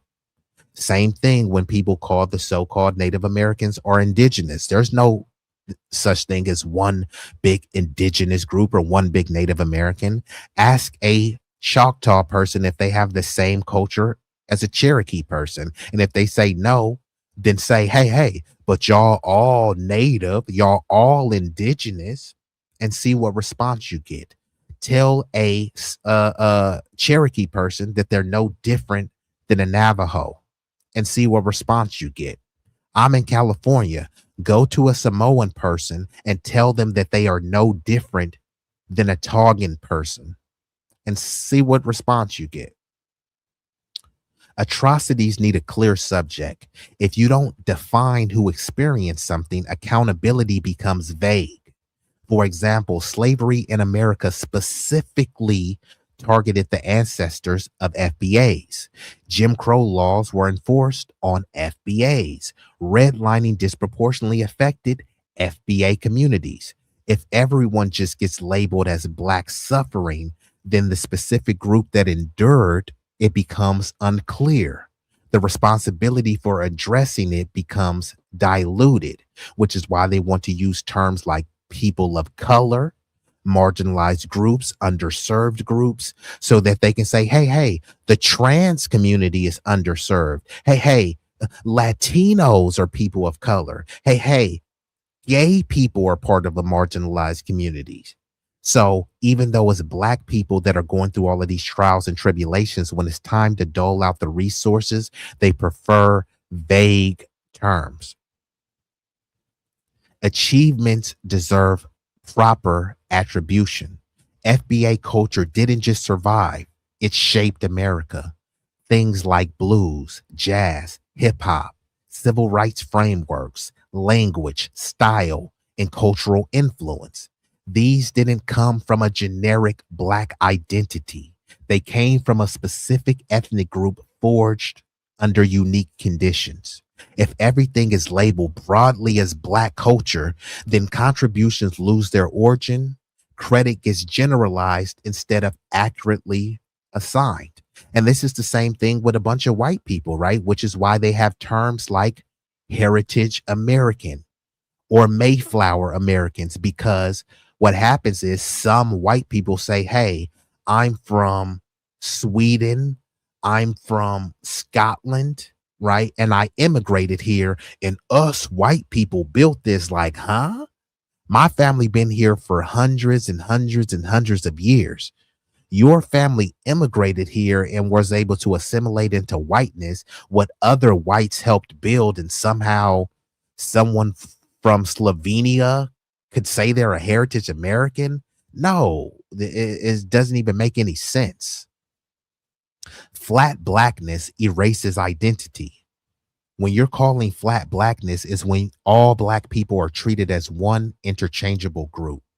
That leads to cultural blending that ignores origins, misunderstandings about who experienced what, loss of ethnic identity. It's the same reason we don't call all Native Americans the same thing. We recognize distinctions between Navajo Nation, Cherokee Nation, Seminole. Each has its own traditions, history, cultural practices. No one sees this as division. It's seen as respect. We're the only group that told that we have to be one big global generic African Negro. And if you go against that, you're upsetting the apple cart and you're being a divisive xenophobe. This isn't division, it's clarity. A lot of people hear delineation and think separation, but that's not what it is. It's more like the difference between saying European versus Italian or Irish, or African versus Nigerian or Ghanaian. Specificity doesn't divide, it adds accuracy, right? And like I brought up with the jaguar and the leopard, the reason why the comparison is strong because two animals can look similar but have different genetics, environments, and behaviors. If you treat them as the same, you misunderstand both. The same thing happens when you flatten distinct Black ethnic groups into one category, right? So the flat Blackness is dead. And this is going to be the cultural norm going forward. When it comes to lineage, everyone has to hold your own nuts, hold your own filth, hold your own lineage, hold your own achievements and accomplishments, right? So now I'm going to get ready to transition. It looks like we've been joined by another illustrious guest, Vibrant Lowell, the hardest working mod on YouTube in the building. And I don't know what y'all talking about in the chat. So while I'm waiting, I'm gonna have to pull up another video. So just give me uno momento to pull up this video. I'm gonna hit y'all with a quick visual just so I can get this other video. Sit tight if you haven't taken the opportunity to like the video yet. And to be fair, Tucker said FBA are heritage Americans. I would agree. It's just a different term. It's a euphemism. When we say we're foundational heritage, it means the same thing. It's just in order to us not muddy the waters. We came up with foundational American first and heritage American came afterwards, but they essentially mean the same thing. And there are some foundational Black Americans that consider themselves heritage Americans, or they call themselves ethnic Black Americans. Either way, it still is a delineation and a distinction of a different ethnic group. So I appreciate y'all rocking with me. And hold on. You said you gotta fix it. Let me see some. I don't know if you was talking to Big Rig or what, but yeah, let me hit y'all with this quick visual just so I can bring up the other video. Give me uno momento. I'll be right back. With me. I got the bad niggas envy. You got a bunk bitch, huh? I love when the bad bitches hit me. They love when I'm bagging them 50. They love when I'm grabbing that shimmy. They love when I'm bagging them 50. They love when I'm grabbing that shimmy. I got a bad bitch with me. I got the bad niggas envy. You got a bunk bitch, huh? I love when the bad bitches hit me. They love when I'm bagging them 50. They love when I'm grabbing that shimmy. They love when I'm bagging them 50. They love when I'm grabbing that shimmy. I might pull up on your block, whipping a Henny, gripping and send me. I'm on one cause I've been sipping some Remy. These bitches wanna chew because that pimpin' is in me. It ain't on me and I ain't never been no phony. If I can't get no money with you, then we can't be homies. Ran a few racks up, had to get it by my lonely. I didn't hit it before, now shorty wanna give me some more like Buster. Damn, that ass shake like jam, that's why I call her Smucker. She just call me daddy every single time I fuck her. Get up in that box and hit it hard, it might rupture. Now she soaking wet and then she wanted me to ass fuck her. After I eat that pussy up just like the last supper. I shown so much love now I don't feel the hate.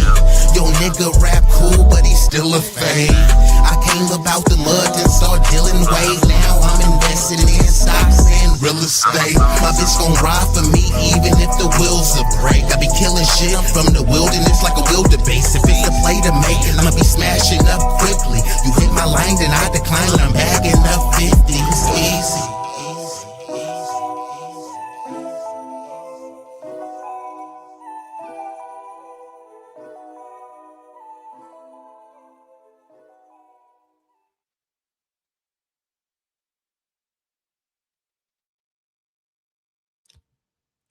And we back at it. So I'm going to transition, right? And in the title, I put illegal and weaponized immigration hurts Americans.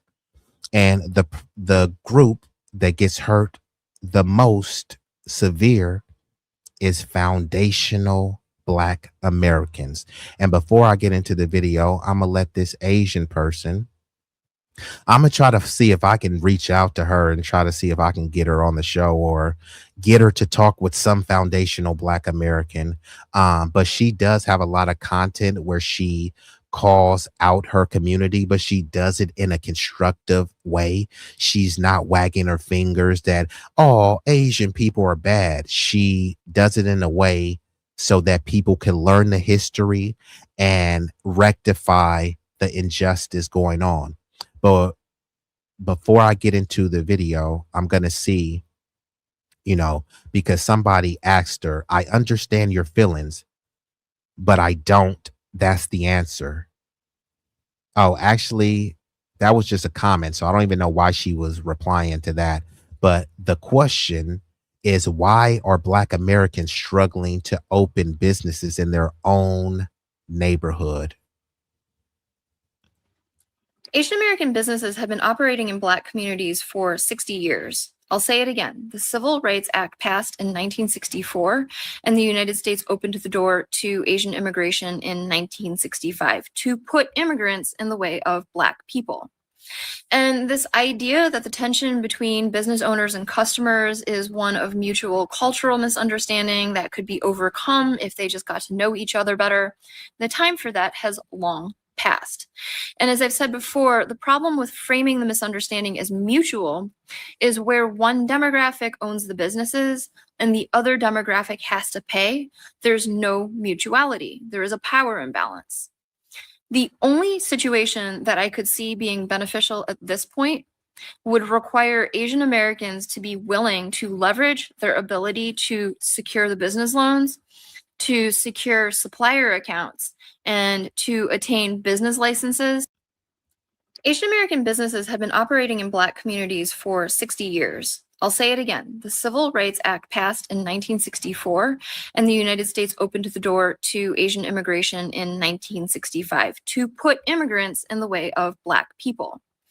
And this idea that the tension between business owners and customers is one of mutual cultural misunderstanding that could be overcome if they just got to know each other better, the time for that has long passed. And as I've said before, the problem with framing the misunderstanding as mutual is where one demographic owns the businesses and the other demographic has to pay. There's no mutuality. There is a power imbalance. The only situation that I could see being beneficial at this point would require Asian Americans to be willing to leverage their ability to secure the business loans, to secure supplier accounts, and to attain business licenses. Okay, so salute to her for keeping it real, right? But they're not going to do that because they don't want to work with us. Many of them, unfortunately, they love being labeled as the model minority and they want to get closer to the W community. Part of a full assimilation into American society is get as close to you can to white mommy and daddy's booty so you can kiss it and disparage and denigrate Black people. That's part of the hazing process to say, hey, y'all don't like them niggas and we don't either. You know what I mean? So that's what many of them do, unfortunately. Even when they say, hey, we don't want you Asians opening up shop in our business, they'll open them in the Black community and somehow frame the Black community as violent and thuggish. So if we're so violent and thuggish, why the hell would you want to open a business around these savage ruffians, right? So it's all BS. It's all propaganda and a narrative. But I play that to preface the video. This video I will be reacting to is from the Honorable Tim Black. This video you can watch uninterrupted on his channel, the Tim Black channel, and he's titled "The Argument Black Progressive Leaders Are Too Afraid to Make: Mass Immigration Legal, but especially illegal, it hurts Americans, but specifically foundational Black Americans. Now, this isn't to bash immigrants or be xenophobic. I'm a humanitarian. I love people. I think some of the best people in the country are immigrants or come from an immigrant background.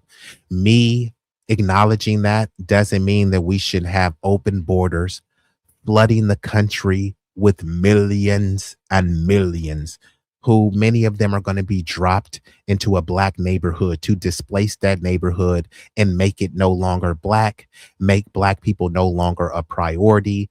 They're just people there who will be socially and politically extinct when it comes to certain resources and tangibles being allocated, right? Which is going to force us to engage in the group economics that we were doing prior to Reconstruction. However, it's giving other groups a leg up while telling one group that you need to pull yourselves up by your bootstraps. If that's the standard, then everyone needs to do that. You can't have someone come over here and say that they're a refugee and there's programs to resettle them. If the standard is that the native population has to pull themselves up by their bootstrap, then so does an immigrant, a refugee, anyone seeking asylum. Why should a non-citizen get preferential treatment for getting their life started? You hear it all the time. They're fleeing gang violence. But then every day people talk about, what about Chicago? What about Oakland? The gang violence in Oakland. Okay, fine. I'm in Oakland. There's gangs and I want to flee the gang violence. Where could I go? Shut up, nigger. Pull yourself up by your bootstraps. All right, fine. I'll do that and tell all of these other groups to do the same thing. Hold your own nuts in your own country as well. Let's get into it. Now I'm going to jump over to Tucker Carlson. Tucker Carlson had a sit down with Tom Homan, the border czar. And some of the things that they talked about, you might be interested in. We just ended African-American political power, by the way, because of the demographic changes. Just basically made it, both parties have paid, especially Democratic Party, a lot of attention to what Black voters want because they're a huge part of the Democratic coalition. And now that's not true.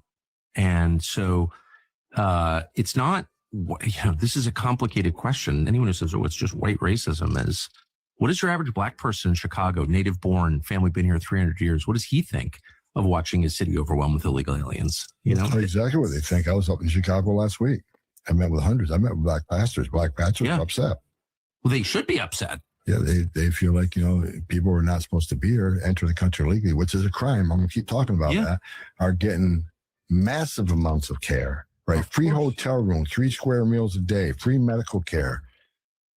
And the Black community feels left behind because a lot of these people are, they could use some of that tax money in Chicago to help them. Of course. And they're taxpayers. They should have the first chance to get some of that help. But the mayor of Chicago just, he's ignoring his own community. And this is a democracy. So we make decisions based on population size. And if you dilute the population, you dilute the political power of the people who are born here, very much including Black people. So really it's a takeover of our government, of our democratic system. And I just want to say it for the third time. And like I said, I like to hit y'all with the facts because people were saying, they're not taking jobs, immigrants can't get this. And like I said, this is not really about the immigrants. This is about the NGOs and the political establishment who are actively trying to replace and displace foundational Black Americans. When they talk about the great replacement theory, it's not a theory, it's a strategy. Now, Tucker Carlson may get into some bigoted rabbit holes when he talks about the great replacement. But like I said, it's not a theory, it's a strategy. And the strategy is to replace and displace foundational Black Americans, which is why both parties constantly and consistently keep pandering towards Latinos. There's no race called Latino, just like there's no race called Jewish. So how people were ethnically assimilated into whiteness, many Latinos have been ethnically assimilated into whiteness. People forget, and after the Mexican-American War, 1848, they signed the Treaty of Hidalgo. In that treaty, it allowed many Mexican citizens to become U.S. citizens and to be under the racial classification as white. In 1924, I believe it was the Andrade case, when the Supreme Court challenged it and said, yeah, we tired of you Mexicans. We don't want y'all to be white no more. We'll give y'all your own category, just like the Negroes got their own category. And the Mexican leaders were fervent and vehement, and they said, hell to the no, no, no, no, no, hell to the no, no, no. We are white. Don't take my word for it. Look it up. LULAC, the League of United Latin American Countries, right? Or whatever the C stands for. They fought and were proud to be fighting to be legally classified as white. So this is why both parties don't really mind flooding the country with Latinos, because many of them are going to check the Latino box and many of them are going to check the white box, and they're going to practice blancamiento, mejoró la raza, have brighter, whiter, lighter babies who will be folded into whiteness, which will continue to make this country a white majority, right? So as y'all can see here, Illinois provides $9,000 in rental assistance to migrants seeking temporary housing. Have any of y'all got $9,000 from the government? Everybody in the chat could use $9,000. See, these types of goodies, giveaways, and guarantees are often not available for native-born citizens. But for migrants, many who came here illegally, the red carpet is rolled out. And this is old. This is an old story. This is not new.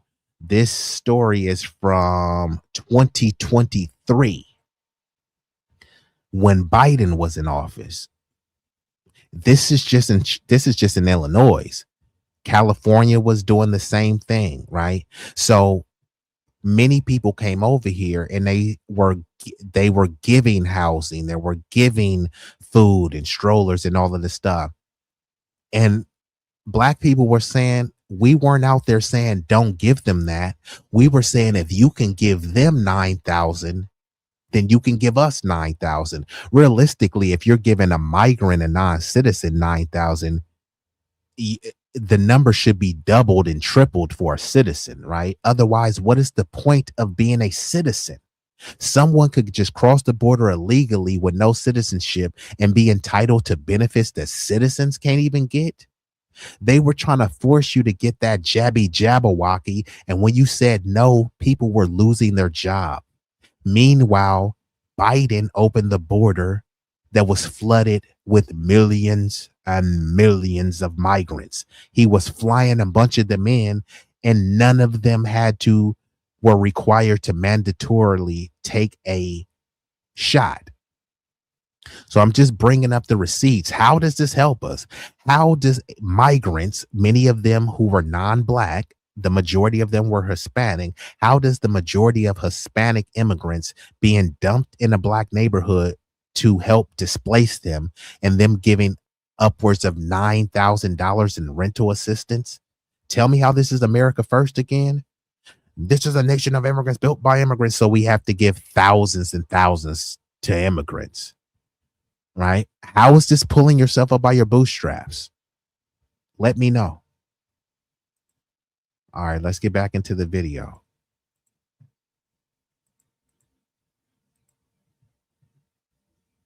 White racism is, what is your average Black person in Chicago, native born, family been here because of the demographic changes? Just basically. Yeah, borders are. And some of the things that they talked about, you might be interested in. We just ended African American.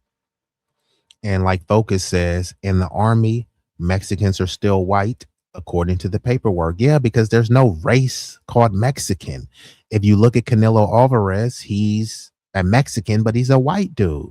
And there's nothing wrong with being white. I don't know why there's this sudden trepidation and reticence of people trying to be white. I'm not white. I'm Mexican, bro. You're a white Mexican. There's nothing wrong with that, right? It's like pretty much, I mean, they're held as the standard of beauty. They're held as the quintessential Mexican, right? Because there's a bunch of dark Afro Mexicans, but they're not presented as the face of Mexico, right? This is the concept of blancamiento, mejoró la raza, advance the race, improve the race by lightening, brightening, and whitening the race. This is well documented. Like people already know this stuff. And since the inception, well, not the inception of the country, but Mexicans fought to be legally classified as white. So this holds with historical precedents. This shouldn't be offensive. This shouldn't be antagonistic. It's just real. So salute to Focus for stating that fact. Army Mexicans are still white. American political power, by the way, because of the demographic changes.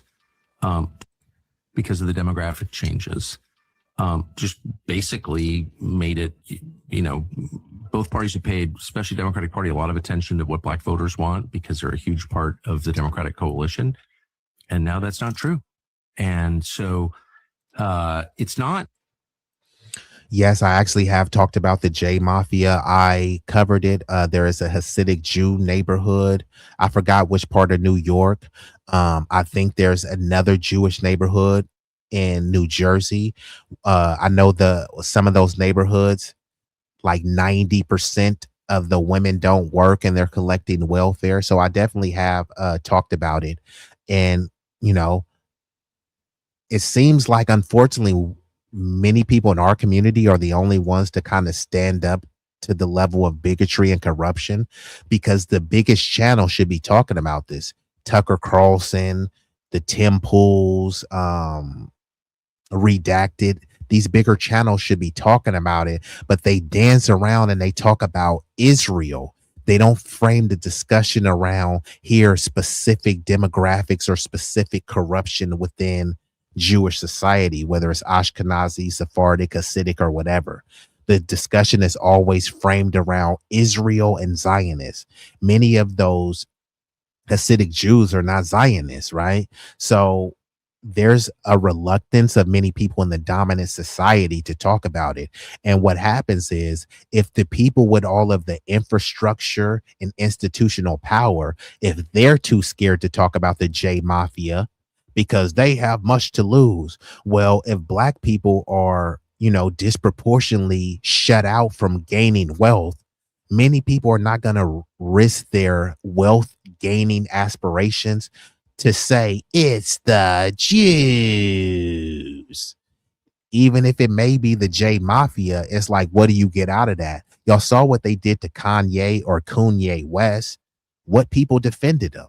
There wasn't throngs of white people coming to the defense of Kanye West. The only time where they were praising him was because he made a HH song that said, hell, the dude with the funny mustache. And then he said nigga in there. So they were like, oh, look, Kanye made a song that says nigga. So it's a bunch of white people going around praising the dude with the funny mustache saying nigga, pretending as if that's some sort of solidarity with the black community to call us nigga and listen to Kanye West praise the Nazi with the funny mustache, right? So where are all of these high IQs to form Voltron with the foundational black Americans to go up against the J Mafia? They don't. Instead, they hire people, i.e. the Lithuanian J person, Al Jolson, to do blackface. Many of the W's in the dominant society, they work with the J community to help subjugate black people. So when black people are trying to say like, yeah, man, let's form Voltron with the Heritage Americans, but the Heritage Americans is calling us niggers. Funny how the Heritage Americans, they won't call the J's, they won't call them Ikes with a K in front, but they have no issues calling black people niggers. And then now you got bigots like Nick Fuentes saying, we got to put our differences to the side and come together. Why would I come together with you? Because if we come together and we dismantle this J oligarchy, right? You just gonna go right back to calling me a nigger, going right back to thinking that I'm beneath you, going right back to think I'm a sub-Saharan low IQ savage. That's not unity or solidarity. We're not playing these games where we're gonna come together, be people's political doormat and voter mule to advance your agenda, and then you go back to maintaining a racial hierarchy. Yeah, I'm good. Fight your own battles, right? You guys love to talk about, I'm not saying you, Pinku, I'm speaking in general, right? I'm talking about the dominant society who say this land wasn't stolen, it was conquered. Well, why won't you go conquer the J Mafia, right? If they're the ones who are allegedly running amok and running this country into the ground, why haven't the big bad heritage Americans of the dominant society, why haven't y'all conquered the J Mafia that's running amok over society? Instead, they're too busy bending the knee, spreading over and bending over and spreading cheeks for them. Literally anything. What I'm saying now will be considered anti-Semitic. And guess who will come and affirm that? Donald Doofus Trump. He's already paid a bunch of J people millions and millions in reparations just last year alone, because he said Jewish people were victims because some people said globalize the intifada. So black people, you get lynched, debt peonage, sharecropping, redlining, mass incarceration, Iran-Contra dumping drugs in your community, the Highway Commission Act destabilizing your businesses by running highways through, right? You're supposed to get over that, right? But the Jewish people can't get over being said free, free, free Palestine. That's anti-Semitic. Huh? Okay. Let's get back into it. This is a complicated question. Anyone who says, oh, it's just white racism is, what is your average black person in Chicago, native born, family been here 300 years? What does he think of watching his city overwhelmed with illegal aliens? You know? Exactly what they think. I was up in Chicago last week. I met with hundreds. I met with black pastors. Black pastors are upset. Well, they should be upset. Yeah, they feel like, people are not supposed to be here, enter the country legally, which is a...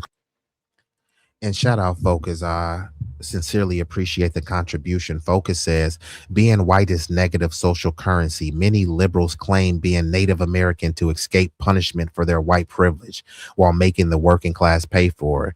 Hey, I salute to you for this super chat. And I concur. You got people like Pocahontas or Brocahontas, Elizabeth Warren, many people claiming Native American and they look like Justin Bieber, Justin Timberlake. Nah, bro, you're not Native American. You're Native European, and you're a $5 Indian whose family paid to get on the Dawes roll, and you become a native now. No one truly believes that the people who are purported to be native now are the true indigenous people. Those tribes have been remixed, wiped out, and colonized so much that you see a bunch of pale people claiming that they're the chiefs of Cherokee, which they are the chiefs of Cherokee, but they're not indigenous by any stretch. There's nothing wrong with being white. And there's nothing really wrong with having white privilege. The issue is lying and saying that you don't have white privilege. If this country was built on the backs of foundational Black Americans and the heritage colonial settlers, right? They were the architects in building this thing too, right? Why wouldn't they have privilege if they were the framers? Now, I'm not saying that, I'm not championing it and saying that, hey, they should be given preferential treatment over everyone else. I'm not saying that I believe in that. I'm saying I understand it and it's a logical position to take. If we did conquer this place, why wouldn't we want to have some level of privilege in society. Now, many black people accept white people having privilege. The only issue is that some white people lie about it, and then some people want to deny us of privileges. So for instance, let's say they were doling out loans, right? And they gave the white people $1 million in loans, right? And then the black person came and they gave him 750,000. Now, of course, I would want to get $1 million in loans, but I get it, right? But what's happening is they've been giving some white people a loan and then completely denying the black people. So that's why people start having issues with white privilege. I think a lot of people expect white people to have privilege, and I truly don't have an issue with the privilege. The issue is just denying others of privileges, right? If you want to get a white people $1 million and you cut the black people short and only give them 800,000, all right, fine. This is a white Christian nation. I can make it shake with 800,000, but don't give one group something and then completely deny another group and say, pull yourself up by your bootstrap. So me personally, I expect white privilege. I don't really have an issue with the white privilege. I just have an issue with denial of privileges and preferences to other people. And Focus says, us Goyim need to unite against our real enemy. Let us be on the front lines. All FBA needs to do is call our oppressors out instead of allying and covering for them. Well, I think many of us do call them out, and some ally and cover for them, because even though they may be sinister and insidious with what their plot and ploy is, many of them are at least willing to contribute to FBA. Really, the boule, they don't contribute to any grassroots, but the people who ally for them, they're bought and paid off. So they're more or less establishment tools and shields, more so than the representation of FBA. The other people are many of the biblical boule bozos who kind of Bible thump, and they believe that Israel is the chosen place, and they get into some of the religiosity of it. So it's not really about them calling out their oppressors. In their minds, they believe that they're doing God's work and lifting up the chosen people in the chosen land. So that's one faction. Then there's another faction that's just like, don't talk to me about Palestine, Gaza, Israel, or nowhere else. Only talk to me about what's happening on my front step, right? And then there's people on both sides that get paid to bend over and spread cheeks for either party or for either agenda, right? And on top of that, I think the people on the MAGA side, on the right and conservative side, they need to do a better job of ingratiating themselves with black people. Instead, they say, hey, well, y'all don't vote for us, so we don't need you niggers anyways. But like, even if you just wanted to use us as a useful tool to form Voltron to dismantle this J Mafia, you're not going about it the right way. So there is a lot of fault to blame for the clown conservatives and the MAGA morons as well, because they pretend as if they want to unite to destroy this J oligarchy, but they're calling a bunch of black people niggers and talking about George Floyd and BLM. How is that gonna have us Goyim unite against the chosen forces? But overall, your overall premise and message, I do concur with. I'm all for unifying, but we have to unify from a place of strength and a place of truth, right? We can't come in and you can't be holding on to your anti-black delusions and proclivities and still think that we're going to unite. We can't unite to dismantle a oppressive system, and then once the system is dismantled, you go back to calling us niggers and low IQs. Yeah, that it's not going to work. But salute to the Brody Focus. I appreciate you. And now, since Focus is coming in hot with the contributions, I think this would be the right time to hit you B-Eazy Dat Dude, he be bringing the vibe. In your leisure, come laugh and show some love every time he goes live. If you're feeling the flow, wanna help him shine, you can drop a little something, something. It's support time. Cash App, PayPal, Venmo too. Super chat, super sticker, whatever is convenient for you. Every bit counts, let's keep the good times rolling. B-Eazy's on fire and the crowd's still growing. Ooh, B-Eazy, he is that dude. So like I said, if you'd like to make a contribution, you can hit your boy up on the Cash App. They won't take 30%. However, I don't mind if you love to leave a super chat, super sticker. All contributions are greatly appreciated. And if you're unable or unwilling to leave a contribution, don't worry. It won't cost you a fee. The likes are free. Let's get back into it. Crime, I'm going to keep talking about that, are getting massive amounts of this is a complicated question. Anyone who says, oh, it's just white racism is, what is your average black person in Chicago, native born, family been here 300 years? What does he think of watching his city overwhelmed with illegal aliens? You know, exactly what they think. I was up in Chicago last week. I met with hundreds. I met with black pastors. Black pastors are upset. Well, they should be upset. Yeah, they feel like, people who are not supposed to be here, enter the country legally, which is a crime. I'm going to keep talking about that, are getting massive amounts of care, right? Free hotel room, 3 square meals a day, free medical care. And the black community feels left behind because a lot of these people are, they could use some of that tax money in Chicago to help them. Of course. And they're taxpayers. They should have the first chance to get some of that help. But the mayor of Chicago just, he's ignoring his own community. And this is a democracy, so we make decisions based on population size. And if you dilute the population, you dilute the political power of the people who are born here, very much including black people. So really, it's a takeover of our government, of our democratic system. And I just want to say it for the third time, it completely disenfranchises black people. And they're, black leaders in Congress who supposedly speak for black people, they sold them right out, actually, back. And then next up, we're in quite a pickle, Johnson. Yeah, I'm feeling a little bit, I'm a little confused here.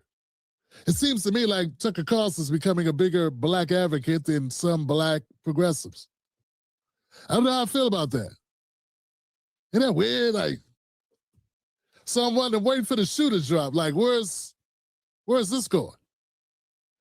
When did Tucker Carlson become Malcolm X? Or Claude Anderson? When did that happen?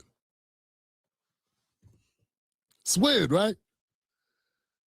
Tucker Carlson sounds like I'm more in line with Tucker Carlson than I am with, I don't know, Bakari Sellers or Van Lathan on this issue. And I'm wondering, am I being played? I know Dr. Cornell Wessel said I was being played. He might not say it like that, but he said he don't trust it. Ajama Baraka would say I'm a white supremacist because Ajama's a jackass.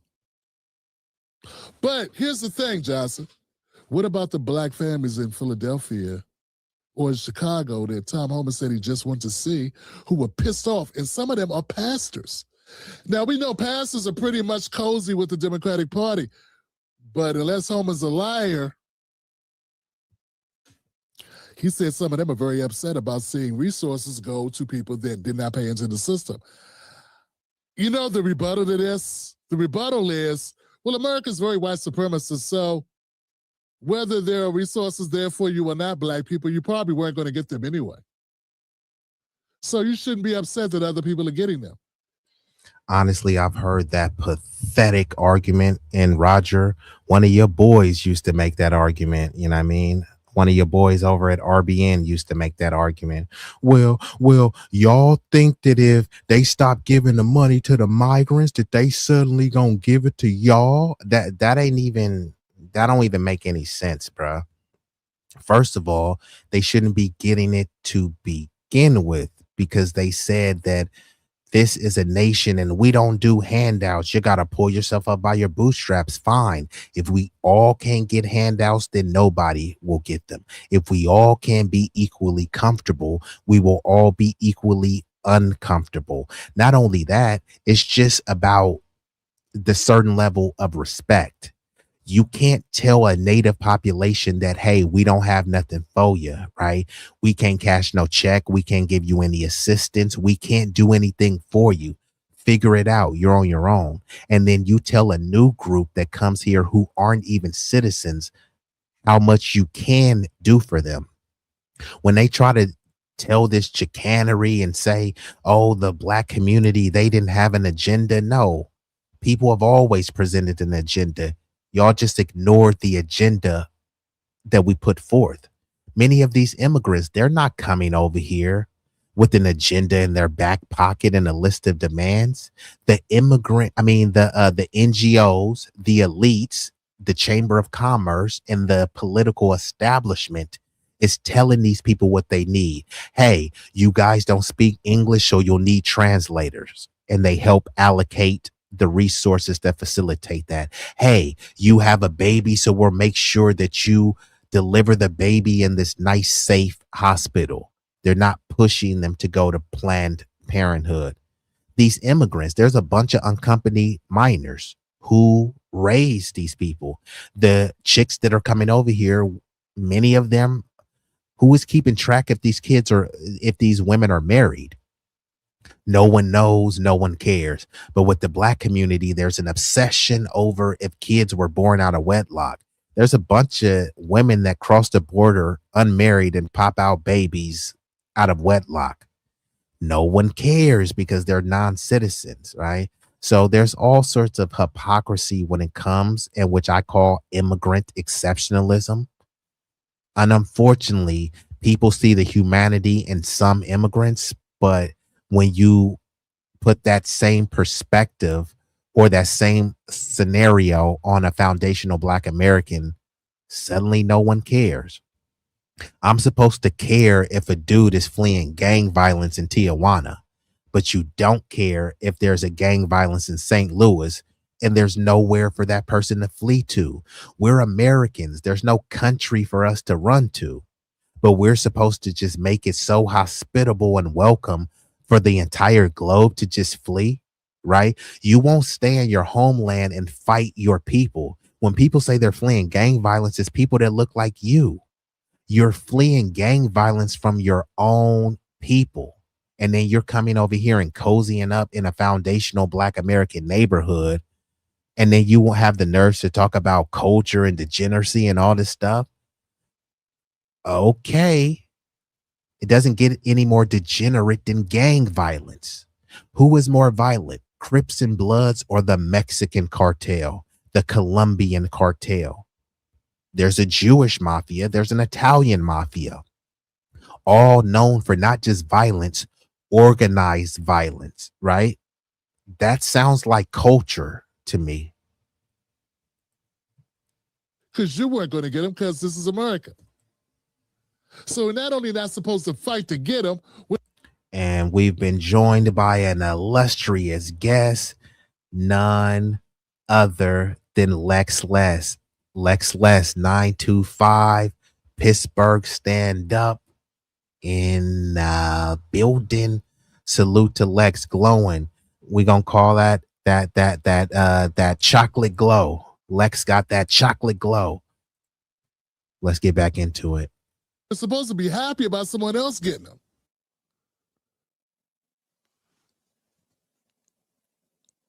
I'm not happy about that. My argument is we should be upset. One thing I can say about Focus is that Focus money talks, so at least Focus does contribute, whether we agree with everything, whether we disagree with everything. I know that bro has been supportive. Now, I wish your collective community could be as open-minded and supportive as you, but we got some work to do. But shout out to Focus, because like I said, This is not an echo chamber, so we don't all have to agree with each other. But I can say that Focus has a propensity for supporting. I don't think there's anything insidious or nefarious about the reasons why he supports. I do think that it's genuine, right? People come from different racial backgrounds, different creeds, and we may not all agree on everything. But even if you agree 51% of the time, that's the majority of the time. So rather than fixate on all of the things that we don't agree with, I'd rather build a camaraderie with what we do agree with. So that way, when we do put forth our disagreements, it's done respectfully and constructively. So salute to Focus, because Focus, he's been consistently supportive. So appreciate you for that. And just because someone supports don't mean that we ain't gonna disagree. Don't mean that I won't give you that work. Don't mean that I won't give you that praise, because it's all love here, right? And shout out to Lex. She says thanks and you are welcome. Thank you for sliding through. I appreciate you. Let's get back into it. Set that someone else is getting them, and we should fight to get them ourselves. It don't matter who got them. I'm not happy about that. My argument is we should be upset that someone else is getting them, and we should fight to get them ourselves. It don't matter who got them. Period. That shouldn't be white supremacists. That's called survival. That's called what we should do. And you know what? I understand there's politics, like Fred Hampton, Black Panther Party, Bird Song and such. I was given a good tutorial today. Here's the thing. It's 2026, not 1967, not 1954. It's 2026. And if you think the same politics of 1965 or 54 or 82 are politics that we should adhere to today is the best course of action, 60 years later, after voting Democrat for 60 years, I got a question if you know what time it is at all. You're stuck in a time warp. Things should change. Our strategy should change. I know you say our strategy has not changed. As for me, or I know I got labeled a capitalist today, I'm tripping, man, because it's like, no. Black Americans should not sit quietly by and be the footstool of new people coming into the country and be quiet about it. Haven't you heard that the squeaky wheel gets the squeaky? Yeah, the squeaky wheel gets the oil. You don't want us to get in the oil and be happy and be quiet about it. I'm not getting it. You want to give everybody oil. We're the one that has the rusted wheel.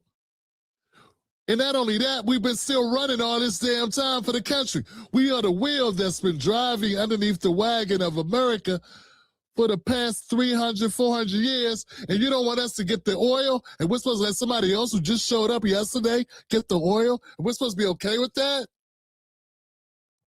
And you're trying to convince me that it's selfish, and I'm aligning with white supremacy because I want black people to get some shit.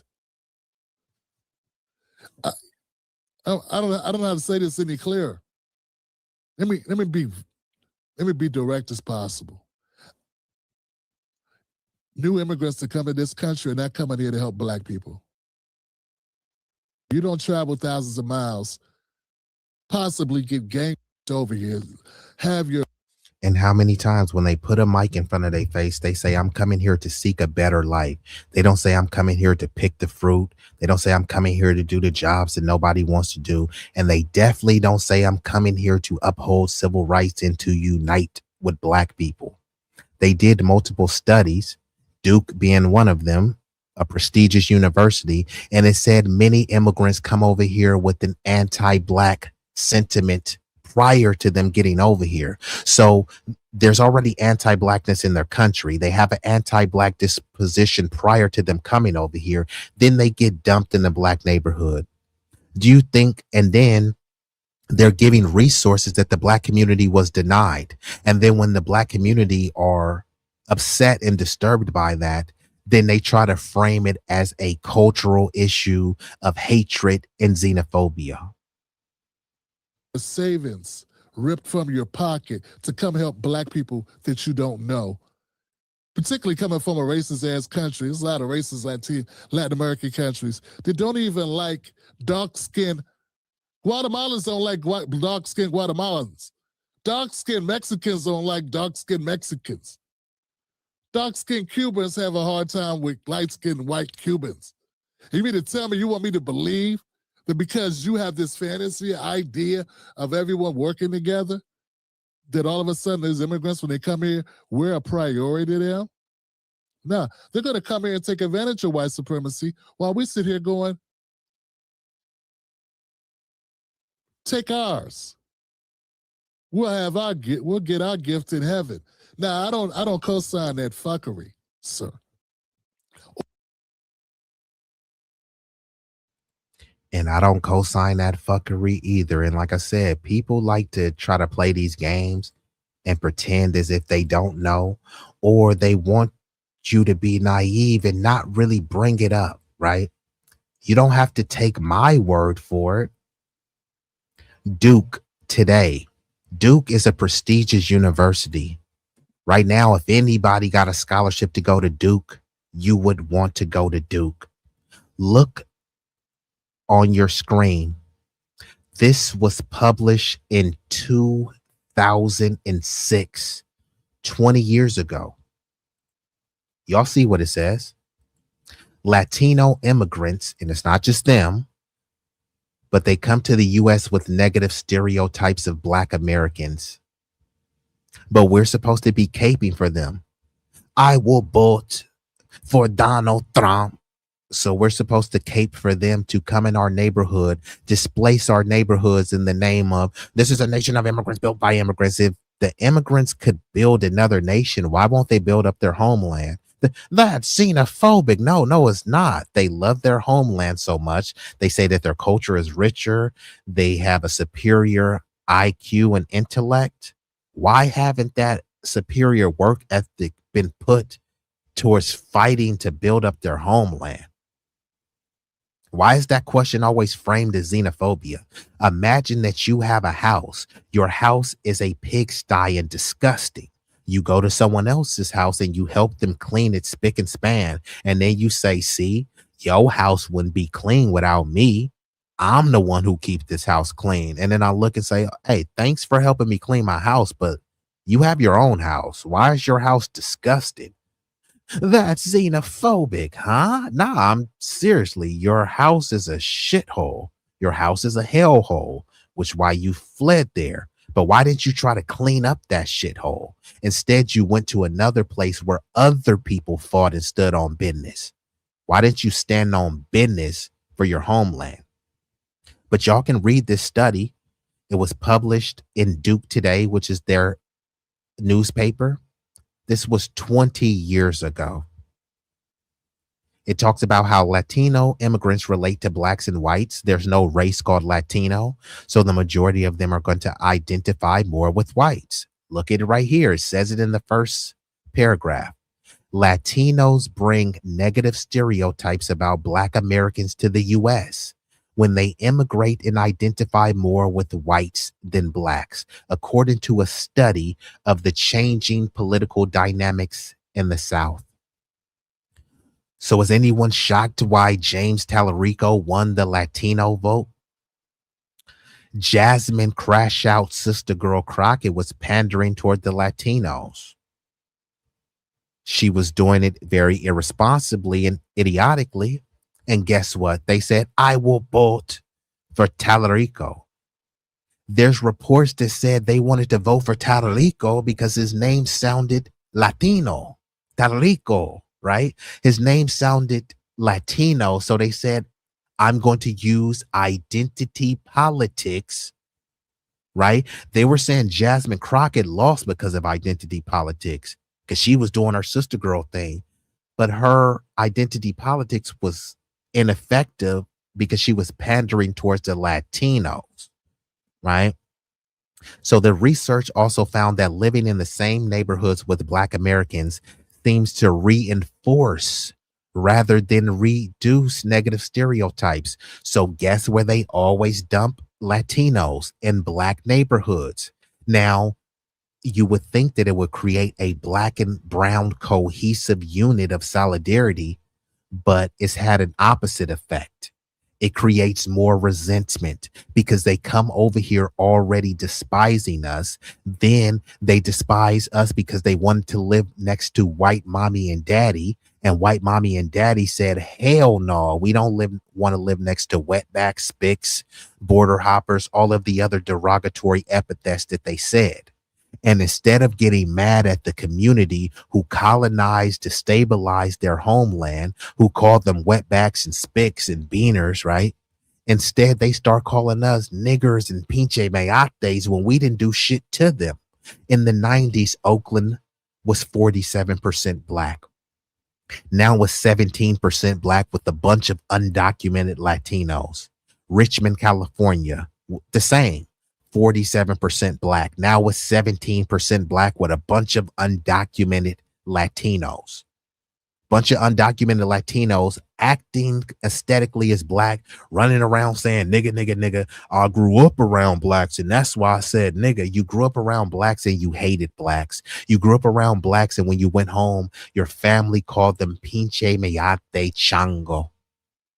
So it's just very disrespectful for you to even try to say. And notice that they always say that I grew up around Blacks. That's why I say nigga. They never say I grew up around Blacks and that's why I want to start a business with Blacks. I grew up around Blacks and that's why I want to see them excel. And that's why I started a landscape company with a Black dude. I grew up around Blacks. I want to see them excel. And that's why I started this construction company with a Black dude. It always is, I grew up around Blacks and that's why I say nigga, my nigga. And all I do is hire a bunch of Mexicans, my nigga. Huh? Where's the Black and brown solidarity? And how the fuck does that help us? So I can go on, but y'all can read this story. There's no shock. Latino immigrants, and this pertains to Asian immigrants and African and Caribbean immigrants as well. However, it's more pronounced with these other groups because they want to assimilate to whiteness. So let me pull the rest of this video up and then I'll get ready to shut her down. Well, ma'am, I don't co-sign this. Everyone working together, that all of a sudden these immigrants, when they come here, we're a priority to them. No, they're going to come here and take advantage of white supremacy while we sit here. So Lex Miss Chocolate Glow says, I personally don't believe in the Black and brown coalition. Yeah, there's nothing to believe in because it doesn't exist. We were the only ones upholding the notion of a Black and brown coalition, but it's also very idiotic because most Black people, most foundational Black Americans are brown.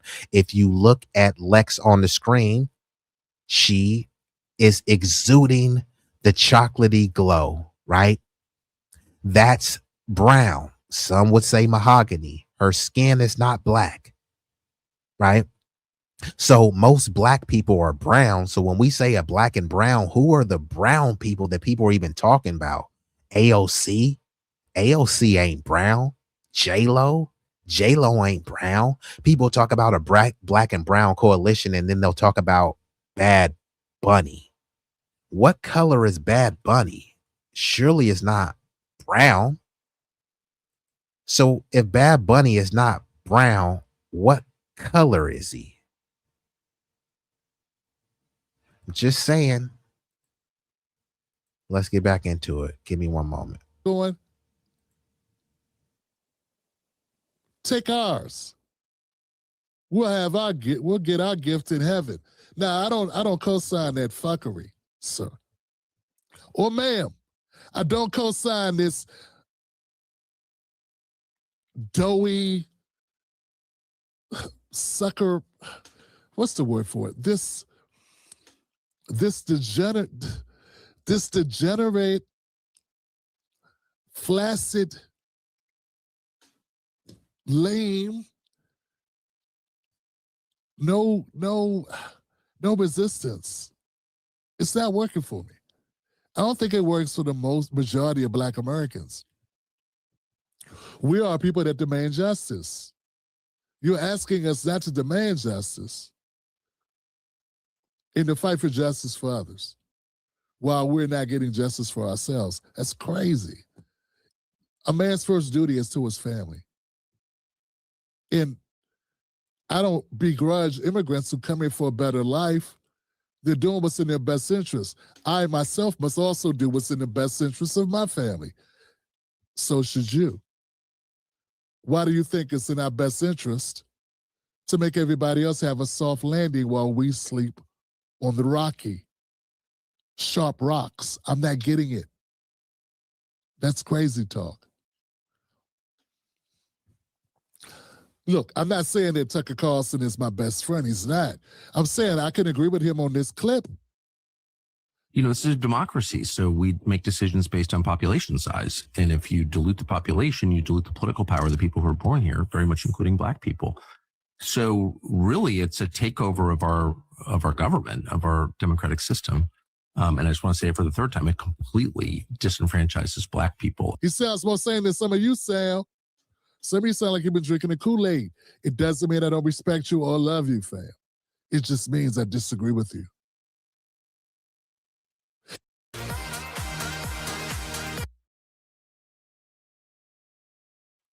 All right, had to pause it for that ad, but yeah, go get your gym thing on. Carlson is probably saying this for political reasons.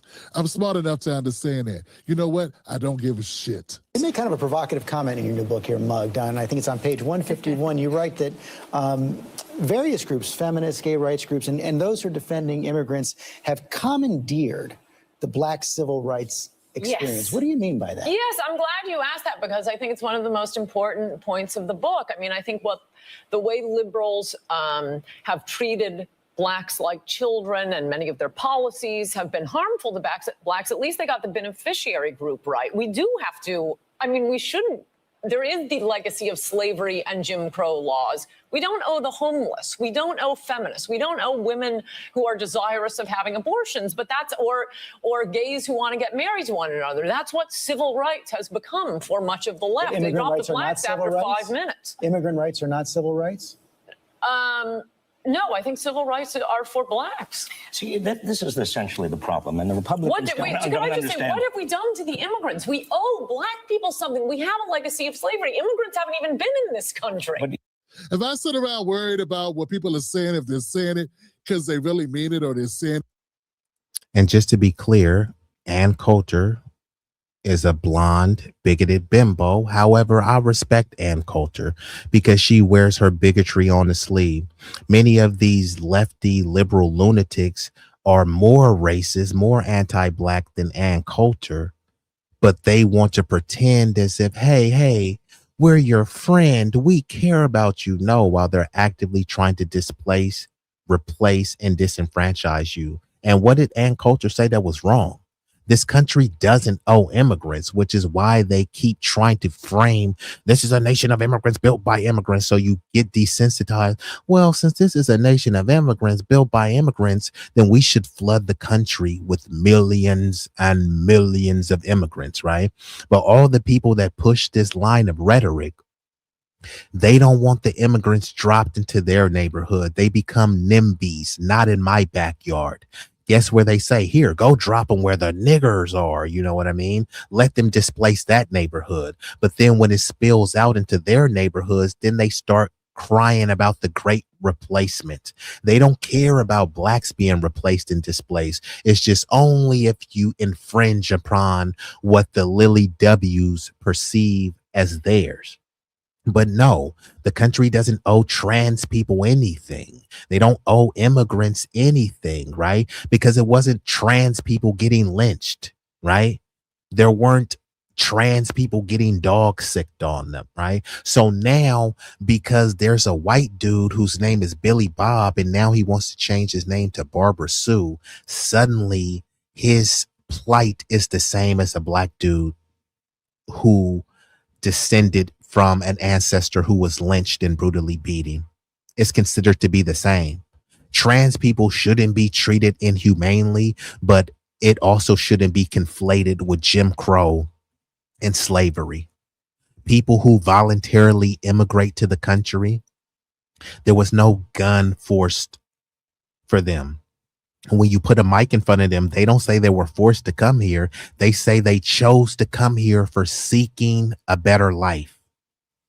And now we have to pretend that we owe them something because we care about civil rights. Give us your sick, you're tired, you're poor, and all of this other stuff, right? You have sick, tired, poor, disabled veterans and Native people of the American society. But instead of helping those people, you're reaching out across the globe to say that we need to help these other people.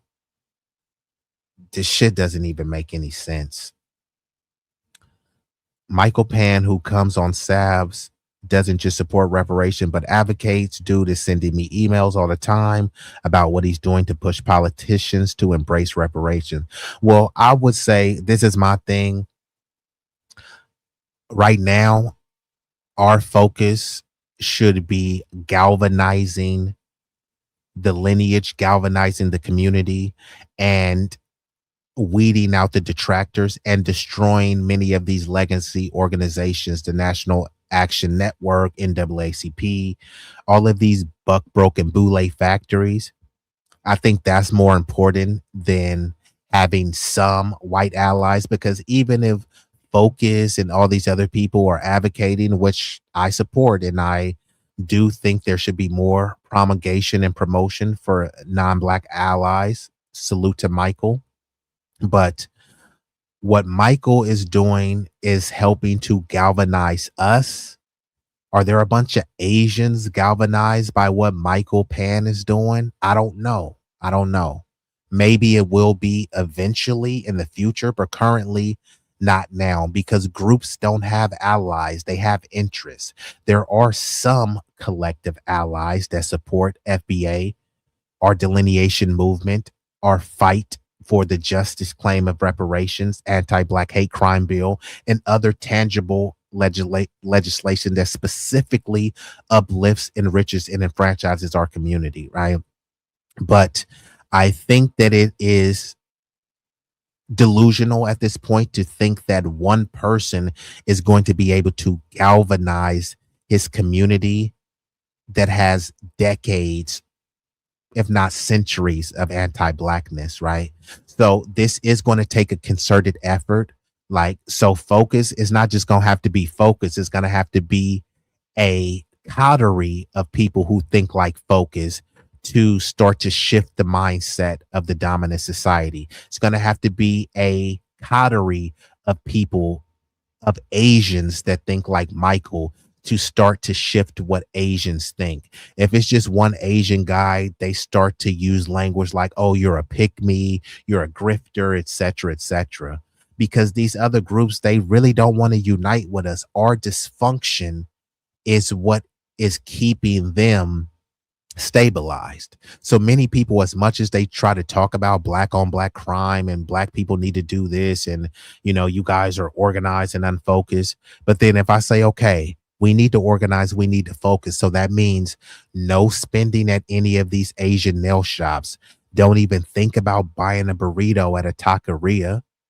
All money has to be kept in-house. That relies a certain level of discrimination, not because you're hateful, but because it's a survival mechanism. If I see a Hispanic taqueria, I need to actively discriminate against them because my dollars need to be cycled within my community. So I need to go to Jamal down the street who's cooking up plates and spend my money with him. I need to do that every day to pull the resources, because if I go to the Mexican taqueria, then go get your nails done at the Asian nail shop, right? Then you go to an Arab gas station. How was that pulling resources for your community, right? So you may have to carpool, you may have to get a bike, things like that. And I'm just talking about the basics of how you can pull resources. It's going to require you to stop spending with other groups, which people will see as discrimination, which, okay, you can rightly constitute it as that, but it's a survival mechanism more so than a heinous discriminatory practice. And Focus says, I'm trying to fight the J resistance to reparations. They are the ones trying to replace FBA with cheap labor. They also don't want you guys to get reparation because they want that money for them.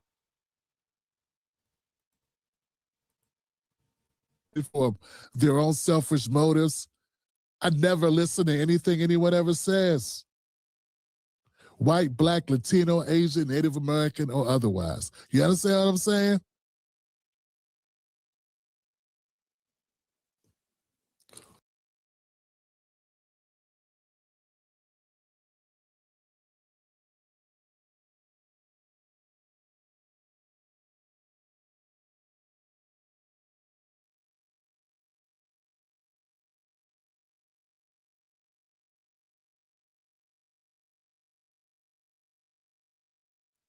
I know a lot of people like to say they're just doing the jobs that no one wants to do, which is a lie, right?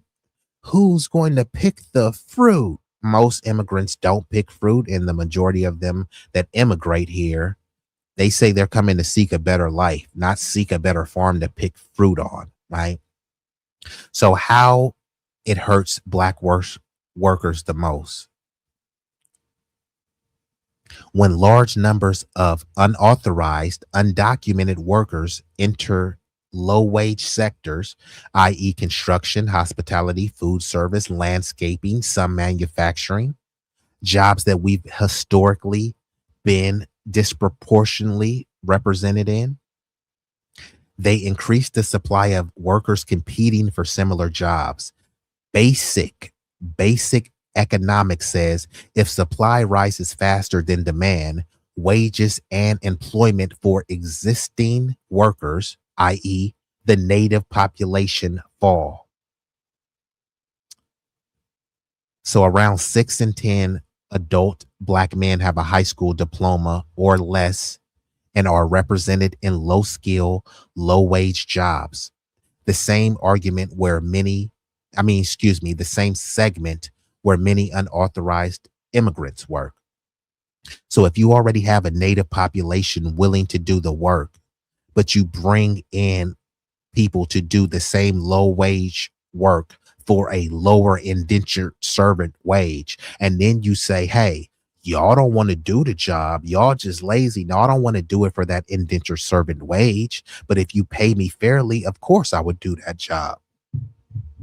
This is why some economists and commissions have specifically examined the impact on black workers. So this is studied and documented. This is not xenophobia or hatred towards immigrants.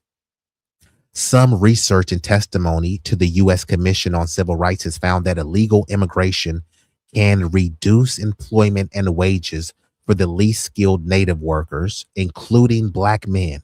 In certain cities and industries, effects range from modest to significant, depending on the study and assumptions. Right?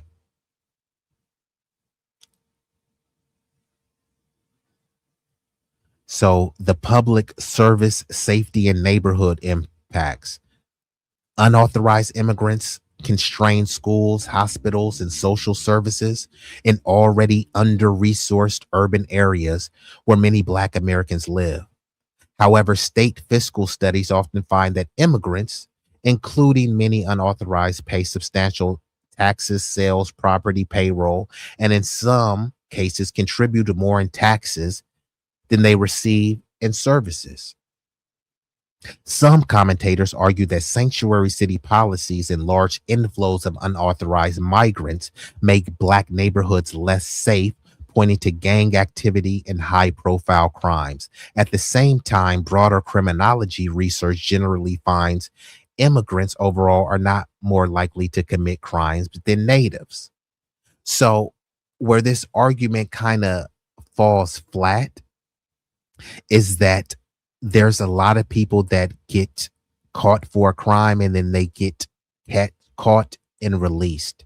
There's many people that move to immigrant enclaves where the crime is centralized and basically people are not ratting on each other, right?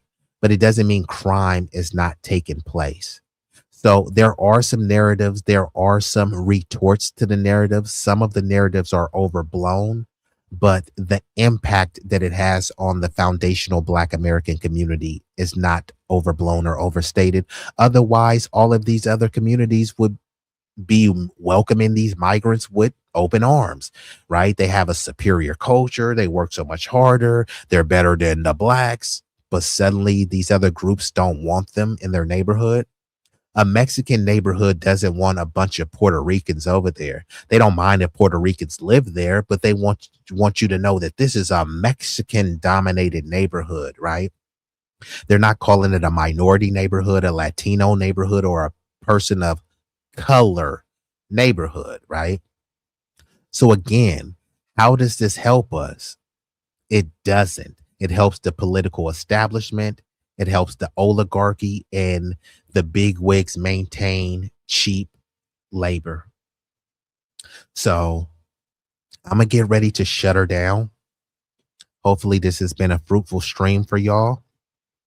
If I do feel inclined, I might peep back in a little bit later, only for a short, brief touch basis. I do appreciate y'all. Y'all could have been anywhere in the world. Y'all chose to be here with me, at least momentarily. And for that, I thank you. So this is the moment I'm going to get ready to shut her down. So before I get up out of here, hopefully y'all stick around to the end. And if you haven't liked the stream yet, this is the grand opportunity to do so. So stick around to the end, my friend. And also after the stream, leave a comment. You can say, hey, I hated the stream. I love the stream. Leave an emoji, a thumbs up, a black power fist, a fire, 100. That will help boost the algorithm. That will help boost this stream and the algorithm and the channel. I do have a goal that I'm trying to reach of 1,000 subs. So hopefully you can help me reach that goal. I sincerely appreciate y'all. And I'm going to hit y'all like this. Yeah. Hey.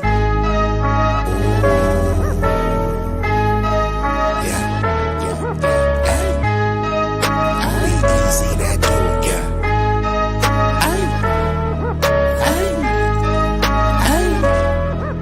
shit so hot it's burning up. Just go ahead and turn this up.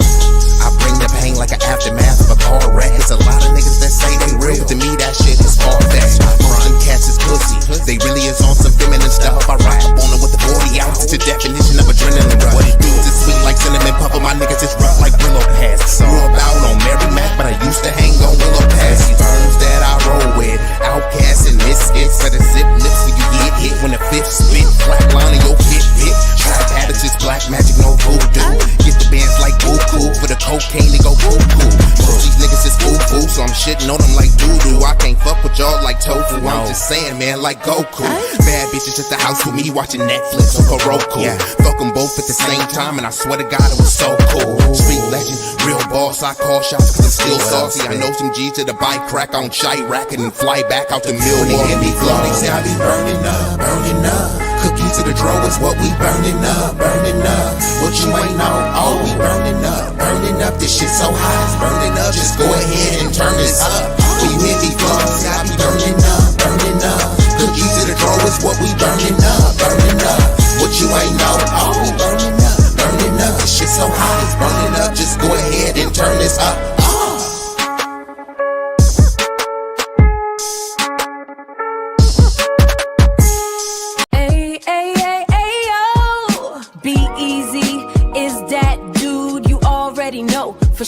For sure, you already know. It's easy to see why he is that dude. He's been a favorite, even if you hating it.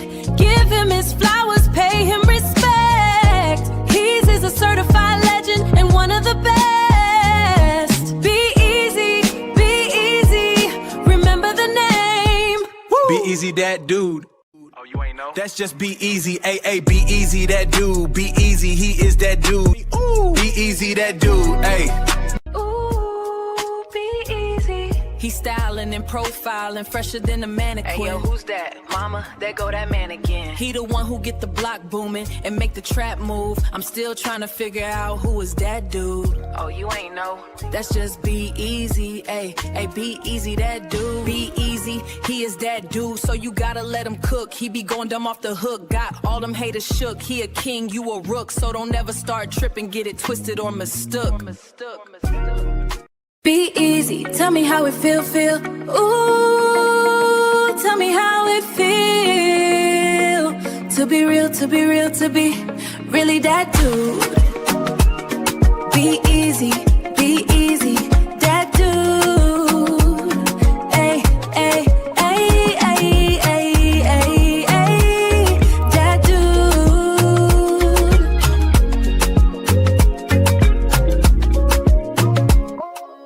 You ain't know. That's just B-Eazy. Ay, ay, that's just B-Eazy, that dude.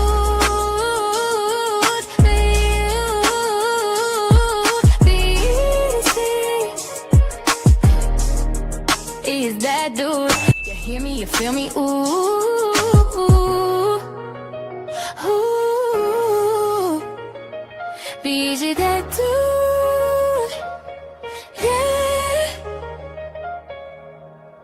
B-Eazy.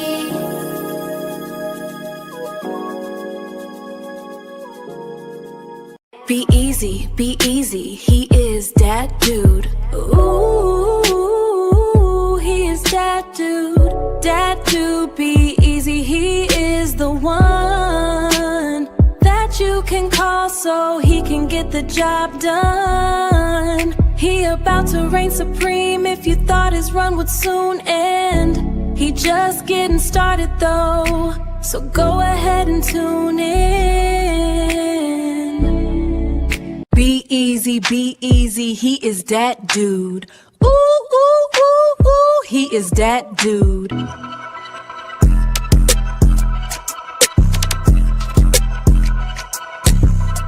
B-Eazy, B-Eazy, he is that dude. It's plain and obvious. A certified professional, ain't never been a hobbyist. He is one of the nicest, realest, coldest, and dopest, so you should take notice. Woo! That dude, B-Eazy, that dude, B-Eazy, that dude. Show love and support to B-Eazy, that dude. B-Eazy, B-Eazy. Ooh.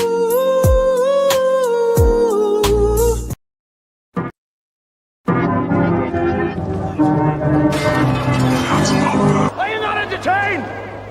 Are you not entertained? Is this not why you are here? Follow.